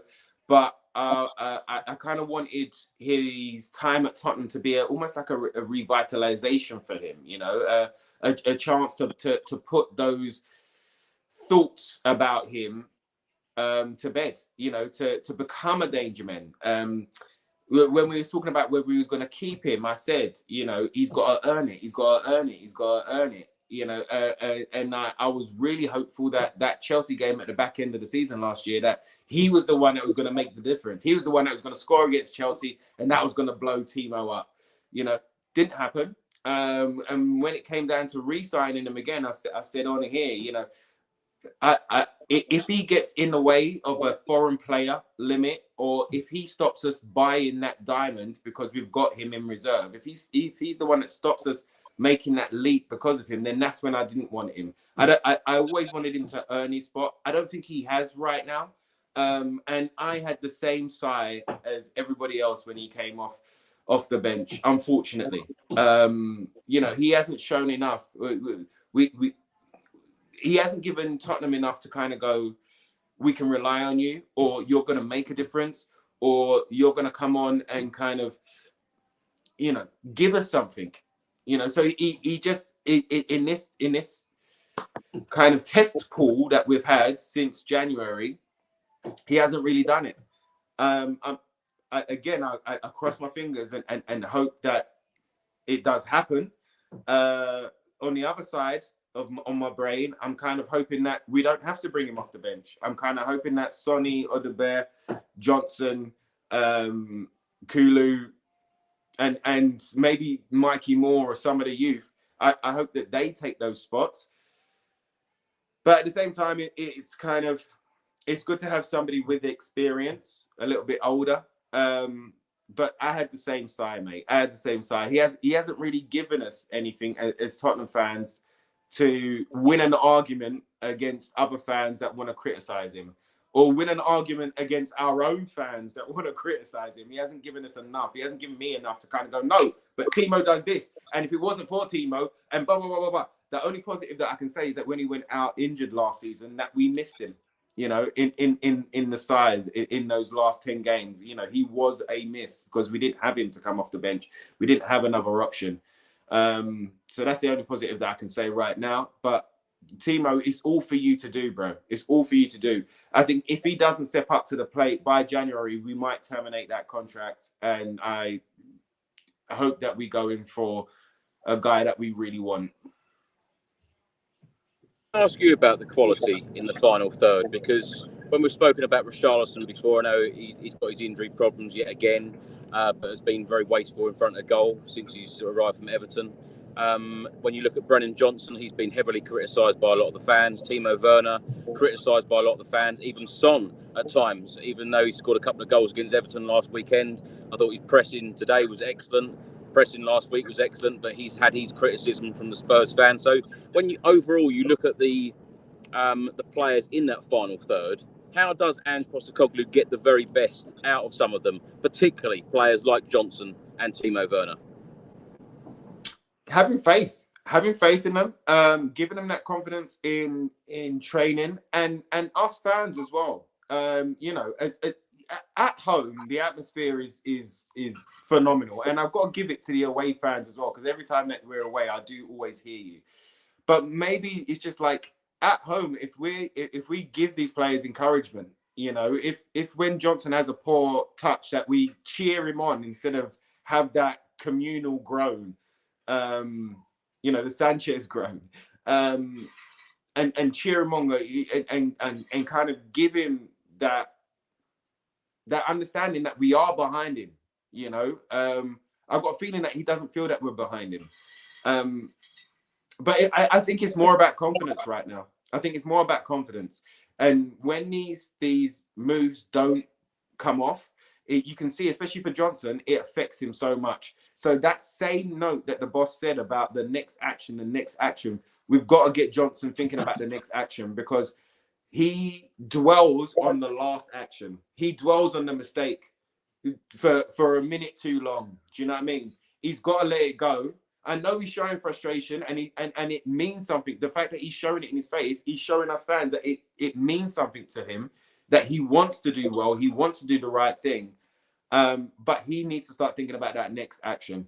And it's the same with the players up there. I like Sonny's phenomenal. Sonny, you every time you can critique him, he can have not a great of impact as he normally does in some games, but every time that you will kind of criticize him, he'll make you look a fool in the next game. He'll score 2 or 3, and he'll play out of his skin, and he'll be the guy that saved the day. Sonny saved the day many a time, you know. So all right, cool. I can understand the criticism because he's been there for so long now. So it's an easy one to criticize. It's an easy one to kind of go, he's been here nearly 10 years. Okay, he hasn't done it today. He's dropping off. He hasn't got the pace. He hasn't got this. He hasn't got that. It's easy to say that. But then you see him against Everton last week, and he looked sharp, and he looked fast, and he looked dynamic, you know. So the boss has just got to, you know, and Sonny as well, as the captain, has just got to keep building that confidence, keep building that self-belief, keep looking at the good things within our game, the chances created, the possession created, the shots that we had. You know, we've got to keep looking at those things as well as tackle the negatives, but we've got to keep looking at the good things right now. And we've got to keep that sense of the next action, like the boss said, in all of those players' heads. Hollie, let's come to you. After 74 minutes, James Maddison had a shot at goal. Nick Pope saved. A minute later, Pedro Porro had a shot from range. Pope saved again. The ball fell to Brennan Johnson. He shot over the bar. And then a couple of minutes later, Newcastle took the lead through Isak again. What did you make of the goal that we conceded, the second goal, the winner? It's that buzzword again that we keep saying today. It's that lack of concentration. How can you be so on top for so long, nearly getting the ball in the back of the net, and then a switch off on concentration, and boom, they go and score? I think for me, it was just kind of the lack of desire to be like, right, we've made a mistake, let's all track back together. And you just see people jogging, and it's like, come on. Again, it was just one pass straight through the middle, and then he's in. And it's a nice little ball across Isaac that puts it in the back of the net. It's just that little moments that we're just kind of faltering. We can have all these great kind of possession up in their half, doing all of this, and then that's it. We fall asleep for 2 seconds, and then we see ourselves concede. It's just annoying, I think, and I think more and more that we look over it, we go over it. That's just how this game has kind of gone. But the fact that obviously we've kind of let them do that at that time as well, when we were really on top, just proves again that we just need to be clinical. And then that goal wouldn't be as much of a big deal or as a problem. Hollie, can I ask you your opinion about Brennan Johnson? Because it's fair to say he has had a lot of criticism from Spurs fans.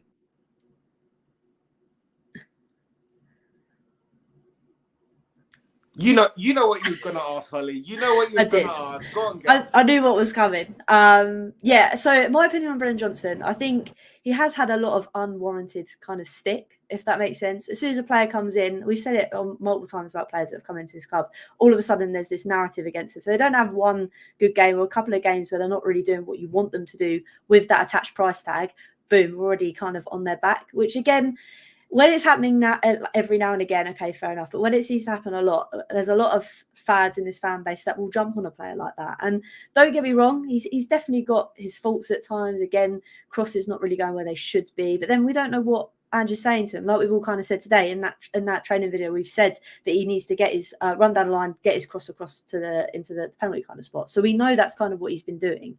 But for me, I get the stick now and again, but I just think he's a great player. He's got a great attitude. Okay, that doesn't always win you football games, but we just got to stick in with him. We can see that he's a confidence player. If fans are berating him for this, that, and the other, he's never going to improve. He's never going to get better, and he's going to get to a point where he's going to get in his own head. And like Ricky said, we can kind of see that already. He gets frustrated when a cross doesn't go quite as well, or when he doesn't beat a man. And for me, I just think that's so demoralising that us as fans, we should just get behind him and be like, oh, great, okay, didn't quite work out. We see what you're doing. Try again next time, because if we keep going to him, no, don't do that, he's never going to get better. So I think from a personal point of view, I'd rather see him come on to prove a point rather than starting games, because if he starts games, have a bad game, then comes off, he's going to be like, oh great, I'm not where I should be. Whereas if we see him come on and he has a great game, he's got that bit more confidence of okay, next week I might not be starting, but I can prove again that I can go and do my business. So yeah, I get it. And I also don't get it, if that makes sense. So I'm definitely trying to be balanced here in that kind of response. I mean, he's done more than Lo Celso and Ndombele combined. Let's get it right. And me as a fan, like I tried to give Lo Celso a bit of time. We saw the best Lo Celso under Ange last year, but again, small sample size. Ndombele, we don't need to speak about him no more, but he's done more than them two. Do you know what I mean? He's contributed more at his age. And in one season, than they have in how long? How long? Since 2019. So what 2024, 4 or 5 years, you know? So I think there is a lot to come from Brennan, and he should be as hard on himself, and we shouldn't be as hard on him.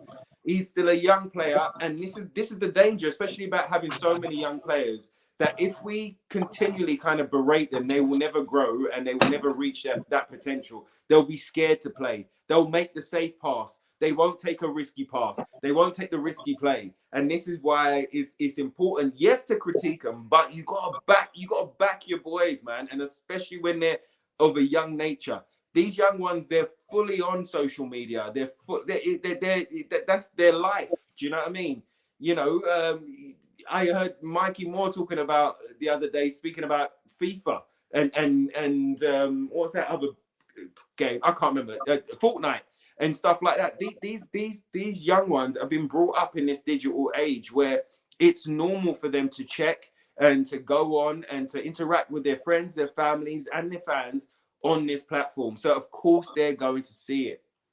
You know, so critique, but be fair. Let's not kill these young ones before they've even begun. You know, they've only got tiny little wings right now. They haven't fully fledged. They're not out. You know what I mean? They can't soar across the bloody well Thames right now with the wings that they've got. They're just coming through. So let's not kind of get wrapped up in negative hate and kind of killing a player that's trying to do his best for Tottenham Hotspur.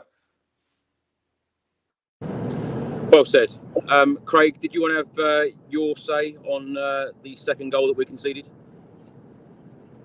I think it's been covered, but you know, it was just sloppy. As I say, you can kind of see it coming. You just knew it was going to happen. You know, Joey Linton, good turn in the middle of the park, great ball through. To be fair, but Romero asleep again, and you know, just an opportunistic goal. They didn't actually look like scoring at all before that. I'll be honest, but just one of them things. It happened again, didn't it? Happened again. We're getting the concede. Do you know what? Ironically, that's what the Newcastle fans were singing. Tottenham Hotspur has happened again. Yeah. Let's move on. In the 82nd minute, Bentancur came on. Bergvall came on. Maddison and Basuma went off. A minute later, Udogie put a cross in, which was blocked. And then in the 93rd minute, this was a great opportunity. And what I don't understand is why some players weren't busting the gut to get in there, because it was a good cross from Brennan Johnson in the 93rd minute. But no one there, unfortunately, to tap in. Ricky, let's come to you. Let's talk about the Europa League draw, because, of course, Spurs are in the Europa League in 4 weeks' time. Back in Europe, we start our campaign against Qarabag at home on the 26th of September. We finish our campaign, the 8th game against Elfsborg on the 30th of January at the Tottenham Hotspur Stadium. What do you make of the Europa League draw? I am super excited, you know. I'm super excited. I kind of like this new format. I kind of like that every game is like a do or die. It creates an excitement. I like the kind of league form. I don't know how it's going to go. This is a new format, right? So we're going to discover it along the way. But it's super exciting to have like those 8 teams to go up against, you know, and to look forward to it. And especially you as a traveling fan, Chris, you know, to go to all of these places is going to be super exciting. And I can't wait for the Scorpion vids or the Qarabag hot dog or some. I can't wait for the vids, bro. I can't wait for the whole journey of it. And I'm really happy that we're back in Europe. I must say, I'm not sitting here super excited about going to Galatasaray. Well, no, but I mean, welcome to hell, right? I mean, it's going to be intense. But I think that's what cup games in European football is about. It's about having that intense experience. It's going to be fantastic for the side. And think about those young ones that have never been to Galatasaray or that have never been in an atmosphere like that. Could be really exciting. Who knows what the result's going to be, but it could be really exciting, you know. And I'm just happy we're back in Europe. I think that this Europa League should be our first priority, you know. Not that it's a winnable one like that, but it should. I think it's the most high-profile trophy out there. And, you know, as a club that's starved of trophies, I want us to go out there and really kind of take it to them and really show. I want the boys to show all of us that they're really up for it and they're going to go for it. Hollie, let's come to you on the Europa League. What do you make of the Europa League draw? And are there any games that you're worried about? Are there any games that you feel extremely confident about?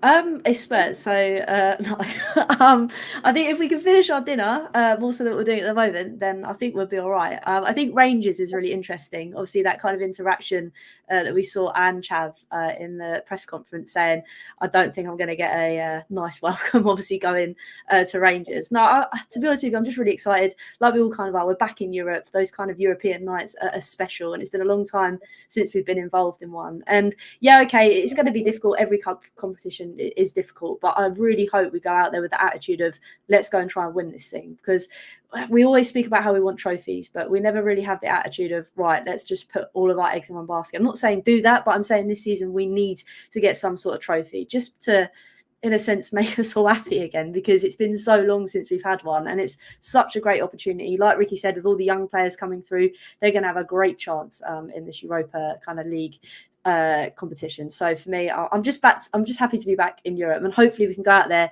show what Spurs can do, and hopefully bring back the cup. Maybe I'm being too happy, but I'm there for it. Let's go do it.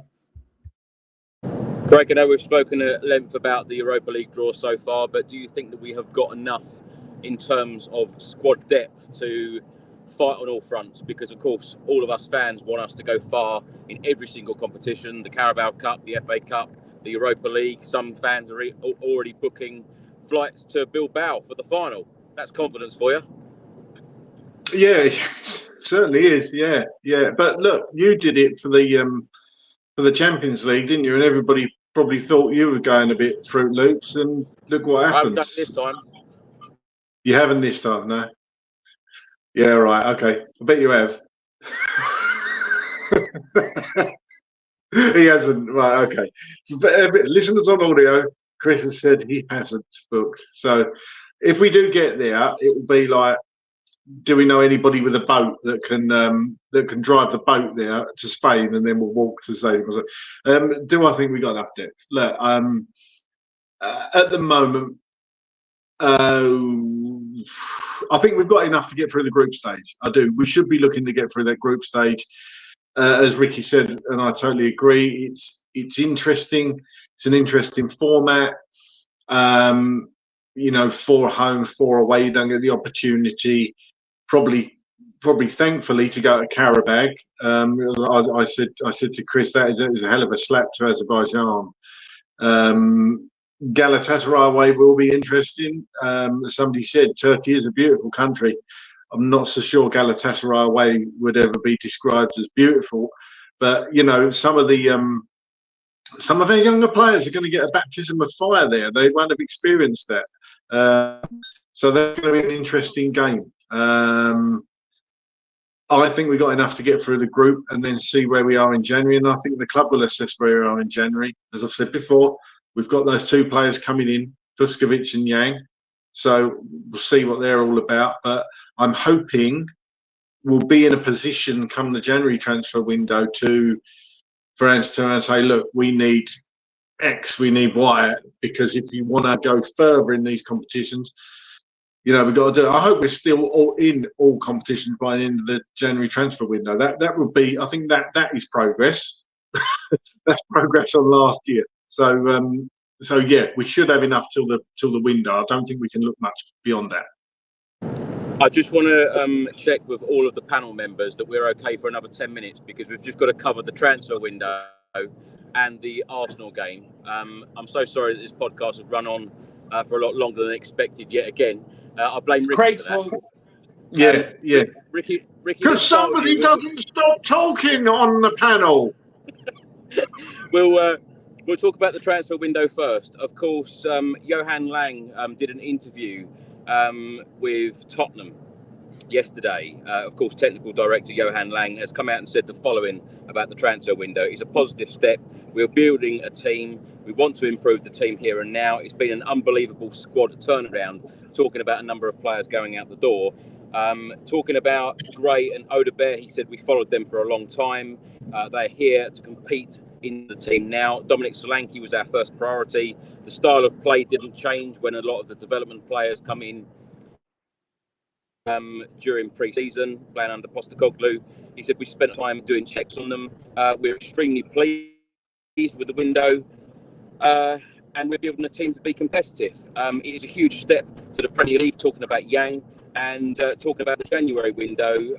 Lang said that the planning continues. Ricky, overall, in the transfer window, I can see progression. A lot of players have gone out the door. I think it is an unbelievable turnaround of players going out the door. I think everyone knows my thoughts on it, though, that I still think that we are a couple of players short. But we are going in the right direction. But there is just that frustration that we just haven't done enough. No, I'm with you. And I think every single Spurs fan is with you and agrees. I mean, we have progressed. We have changed this side. The recruitment is better. And when it comes down to the unknown elements, i.e. Archie Gray and Bergvall and Odebear, I kind of take confidence in the unknown elements from last year. Vicario, Van der Ven, those were unknown elements. Udogie's first season last year, unknown element, and was really exciting. So that's why I'm trying to have confidence in them and have faith that they're making the right moves at the right time. But I 100% agree with you that we're always 1-2 short, and I don't know why we've done that to ourselves, especially after the trials and tribulations of last year, after that Chelsea game where everything got dismantled. There might be another anomaly game like that where we get 2-3 out with injury and a couple of red cards, and then what happens? I don't want us to be in that same position again. The squad is better, but we are 1 or 2 short. Yeah, absolutely. I got encouragement from the boss when he was like, he doesn't want to block the pathways as of the central defenders, but then buy a left back at least so that we don't have to run your doggy into the ground. They spoke about how they had planning in place since after the January window last year, and yet it just, I gave excuses because of the Euros and because of breaks and summer breaks and stuff like that, but I don't think any of the people that we brought in were in the tournament. Solanke wasn't in the tournament. Odobert wasn't in the tournament. I can't really remember any of the signings that were in the tournament. So I don't know why it took so long. I know transfers take a minute, and I know there are more kind of elements to a transfer than just kind of putting the money on the table and buying them. But I felt that we had enough time there to at least make the squad a bit more balanced. I love the rotation element of it, but in some instant, I can't say it, but in some moments, we could see how not having Van der Ven and not having your doggy in that back line have affected us. So why? Okay, fine. Maybe the central defender, fine. But then at least get a left back, at least get a diamond up there that, because the same complaint has been happening since Ange has been there, final third. So at least get one more in there that can do the job, you know what I mean? But yeah, didn't happen. So again, 1-2 short. I don't know why we do it to ourselves, especially when we didn't have to. But we go with what we got. And those boys that are wearing the shirt, I'm going to back 100%. And I want to see the best from them. I want to see them grow, develop. And I want us in a couple of years' time to be celebrating this transfer window for the likes of Archie Gray and Bergvall, for the likes of Odobert, who hopefully, this season and the seasons to come, is a world beater. We all celebrated that 2019 transfer window. And look how that went out. Do you know what I mean? We spent 150 million, and all of them have gone for under 10 million this year.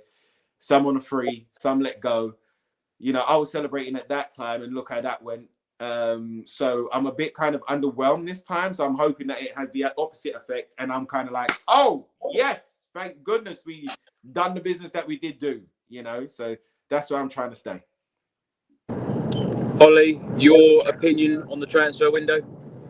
I kind of echo what Ricky said. I think obviously not getting a left back is potentially going to shoot us in the foot. But again, I also like the fact that Andrew's spoken about not blocking off pathways for the younger kind of kids coming through. But we have got an awful lot of games next season. And like we've all kind of spoken about, if we have one major injury, that could obviously snowball into other things, which I don't really want to be a part of again this season. So it's just that preparation. But again, obviously we all know that transfers are difficult to do. I'm not saying it's an excuse, but we all kind of under the impression someone else was going to come in, and that hasn't kind of happened. But the only positive I can really take from it is obviously getting out all those players that we've all classed as deadwood for a very long time. And I think sometimes although we say, oh, it should have been done years ago, this, that, and the other, but the fact we've actually gone and done it this time is massive props. Obviously, the team managing to do that, because again, I can't hack having those players around in the squad, because A, you can't rely on them, B, they kind of bring down the standard of the way we're playing, and C, you don't want those players in your changing room when they're not playing all the time, potentially causing ruts because they're not getting enough game time. So for me, that's a big positive. But again, it's the same impression. We should have got at least another person over the line. Craig, let's get your opinion very quickly on the transfer window. I know you've been on lots of transfer shows with me lately, but a quick summary from you. Yeah, I'd give it about 6.5 out of 10. I still think we're short, as I said earlier. I think we're 2 or 3 players short. Would have preferred to get 2 experienced players in, whether that be central midfielders, central attacking midfielders, another striker, left back that can cover centre half as well. Just echo what we've all said. Brilliant on outgoings. Cannot fault that at all. The only one that obviously they had a bit of trouble shifting on for some bizarre reason is Regulon, but he seems to be the only one that wasn't in the plans that didn't go out. So you've got to applaud the club for that. I'm sure there will be more outgoings. There might even be some in January. We don't know. What I do think is good is the fact that we've held on to all our big players, and there's been no rumours about them going out. So that's a positive, that the players are happy to be at the club and obviously like handball. So to finish on a positive, I think it will get better. I think we will start scoring goals. I think we need, more than anything, a bit of bloody good luck, because we don't seem to have had much luck. We just need a bit of good luck to have both strikers, all 3 strikers injured in a very difficult fixture at Newcastle, albeit we should have won the game. I know that, I'm not making excuses, but to have your 3 centre forwards out injured and have your left winger playing a position he's not particularly, I don't think, comfortable in with his back to goal, and he's not as effective, not ideal, I know, but we should have won that game. But it's going to get better. It will get better. Solanke will be back for Arsenal. We will beat them. Come on, you Spurs. Well, let's talk a little bit about Arsenal game, because of course it takes place in 2 weeks. But before we do, let's have a look at the table. Spurs 10th. Not that it means a great deal at the moment, just after 3 games, but we have 4 points from 3 games. Now, Arsenal up next in 2 weeks' time. They drew 1-1 on Saturday at home at the Emirates Stadium against Brighton. Only the 3rd time in 2024 that they have dropped points. They drew against Manchester City last season, the defeat at home against Aston Villa late last season, and of course the draw on Saturday. This season so far, they have played 3, they have won 2, they've drawn 1, beaten Wolves 2-0, beaten Aston Villa away 2-0, and of course that 1-1 draw that I spoke about on Saturday against Brighton. Declan Rice got sent off, having received 2 yellow cards on Saturday, so he will miss the North London derby at the Tottenham Hotspur Stadium. Now, the last 4 results against Arsenal: lost 3-1, lost 2-0, drew 2-2, and at home at the Tottenham Hotspur Stadium lost 3-2 in April 2024. The last time we beat Arsenal was on the 12th of May 2022 under Antonio Conte, with Harry Kane getting a brace and Heung-min Son getting the other, with that electric atmosphere at the Tottenham Hotspur Stadium. So we've only actually beaten our North London rivals once in our last 7 meetings. Craig mentioned that we need a bit of luck and things, are going to get positive in the future. Ricky, let's start with you. How are you feeling ahead of the North London derby after the international break? Mate, I'm always excited. I think and I think the boys should be excited too. It's a chance to set some things right. It's always a war. It's always a battle. It's never over until the very last second of the very last minute of extra time. It's always a frustrating game as well. I mean, surely we've hit 50 frustrations in this one podcast. But yeah, it's normally a frustration one. It's normally a frustrating one as well. But what gives me encouragement is that the Gooners play football. They're not ones to kind of sit back too tough. They've got good defenders. They've got a good base to build on. I think, they've got a danger man in Sterling, because for as much as you can criticize Sterling, he's been there and done it and got the t-shirt at many big clubs. And, You can criticize him holding onto the ball or dribbling a bit too much or being a bit greedy is sometimes a criticism that he gets. But part of me, when I saw him in that Gooner kit, it just kind of made sense and it kind of fitted. And that kind of worries me a little bit. He's going to have a lot to prove as well. But we've got a lot to prove. We've got a hell of a lot to prove. You know, we're going to have big Dom Solanke back. He's going to be ready to go. I think the squad is going to be a little bit more healthier. But it's a war. This is when form and everything else goes out the window. And it really, truly does in this fixture. It always does. And it's about us. As long as we concentrate on us and we do our business right and we play the game that we're supposed to play, we'll be fine and we'll run out winners. And I believe that. Do you know what I mean? But I know it's always going to be a tough game. I am delusional when it comes to making predictions, because I will never, ever, and it doesn't matter what scenario we're in, ever back them to lose. Can't do it, won't do it, will never happen. So you can call that happy clapping if you want. But yeah, no. I've got What's your score prediction? I'm gonna go 2-1. I'm gonna go 2-1 Tottenham. Solanke to score 1, and Sonny's gonna score 1.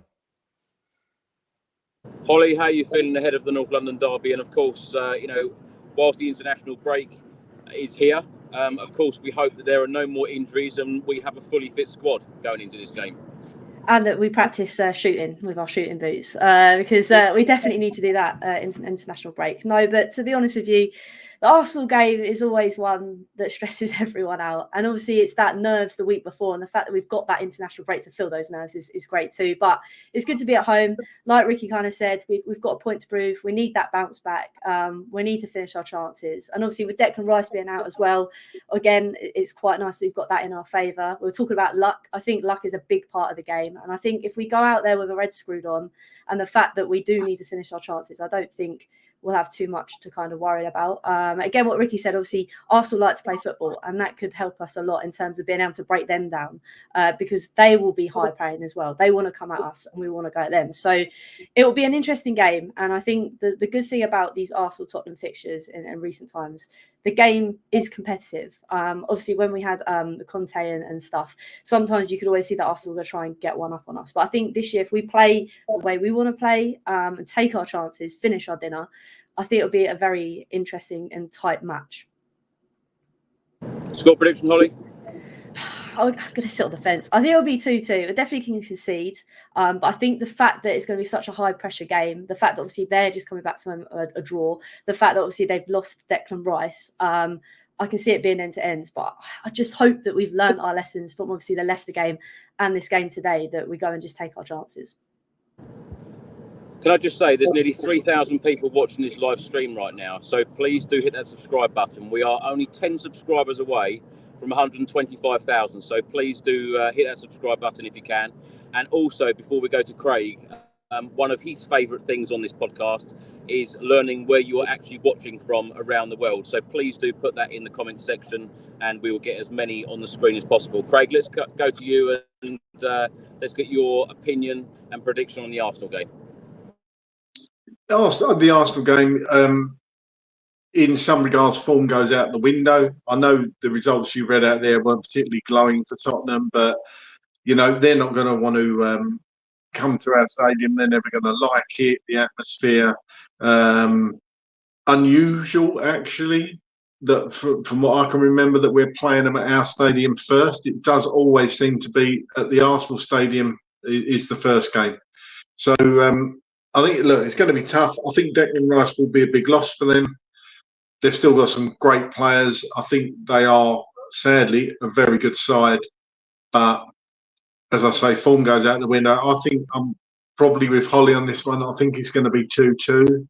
I'd love to say, I know I'm totally contradicting myself that I say we'll beat them, but I think it's going to be 2-2. I would take a 2-2, to be honest, at the moment. But as long as we are playing well and we get our players back, that's all I want to see. And I hope they don't let Van der Ven go on the international duty. If he's that dodgy, what's the point in why we have these bloody international breaks? Honestly, it really gets on my nerves. 3 games in, they should do something like they have a slightly longer window if they must have them, but they have you know, 3 or 4 games and get them out of the way. Or this would really piss off a lot of the bigger teams. Just carry on playing without having the actual break. The teams still have to play. Man City would love that, wouldn't they? Anyway, we can but hope. I'm going to say draw, Chris, 2-2.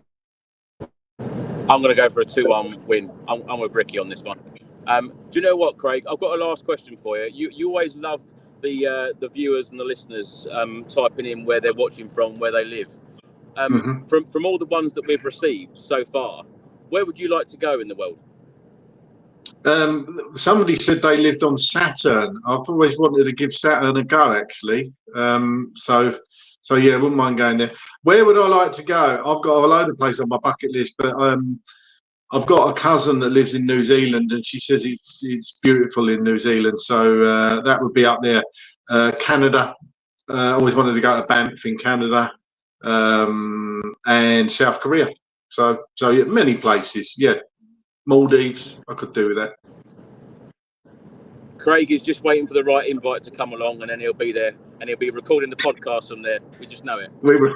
Craig, thank you so much as always, and thank you so much for all of your input during August. You've been absolutely brilliant on this channel. We're often called the golden duo now. We're known as, me and you. Yeah. I don't know whether that puts I don't know whether that puts me in the same age bracket as you. I'm a lot younger than you. Well, you're not, are you? Come on. Craig, where can people find you and what you're up to at the moment? At Dearman9 on X. If you want to give me a follow, that'd be great. Yeah, just not doing much at all, really. Just now I've got to get through the next 2 weeks watching England.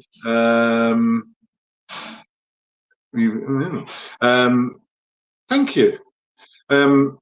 So yeah, not doing much at all. Just working. Kids go back to school this week, so that'll be a nice break. So yeah, thanks for watching, everybody, and thanks for all the nice comments. And Hollie, thank you so much for coming back, and you're always very welcome here. Tell everyone about your wonderful YouTube channel and where they can subscribe and what to expect. No, thank you for having me. I really enjoy being on the flip side and being answering the questions rather than asking them. But you can find me on Hollie's Hotspurs every Monday at 7 p.m. while we dissect the game with 3 other fellow guests. But no, thank you for having me, Chris, once again. And cheers to everybody in the comments. Well, Hollie, I look forward to coming on your show in a couple of weeks. So thank you so much for the invite. And Ricky, always a pleasure and an honour having you on the show. Where can people find you? What are you up to at the moment? You guys know where you can find me. I'll be on with you, beautiful people, after the Gooner game. You can find me on X at Ricky J Norwood, or official Ricky Norwood without the J on Instagram. And yeah, just always an honor and a pleasure being on, on this show, on this panel, and being able to express our views.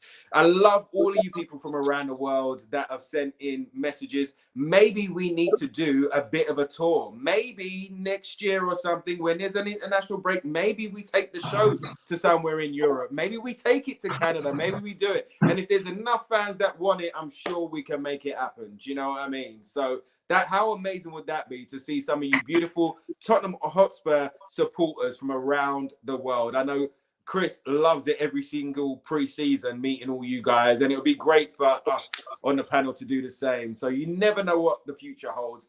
Fingers crossed we can be in the same room, having a giggle, a pint, and ranting about the one thing that we all love, which is Tottenham Hotspur. All expenses paid trip to the Maldives. That'd be good. Yeah, Anybody's watching from the Maldives. Yeah. I forgot to mention that one, Craig. Private jet, please. No easy jet or Ryanair, please. More like Hartford, more like Watford. We'll actually show Ricky how to get to Watford. That's the thing. Yeah. I'm absolutely delighted to say that we have just reached 125,000 subscribers. So thank you so much for your support. And thank you so much for watching and listening to this podcast and this YouTube channel throughout the whole of August. Your support has been incredible. So thank you. Couldn't ever do it without special guests such as Hollie, Craig and Ricky and all of the other regulars. So thank you so much for all of your support. Craig, you've got to stop putting all these comments on. No, they're important. have a good weekend, everyone. Have a good week, and we will see you in a couple of weeks' time for another edition of the Spurs Chat podcast after the Arsenal game, when hopefully Spurs have smashed them. Come on, you Spurs. Come on, Spurs.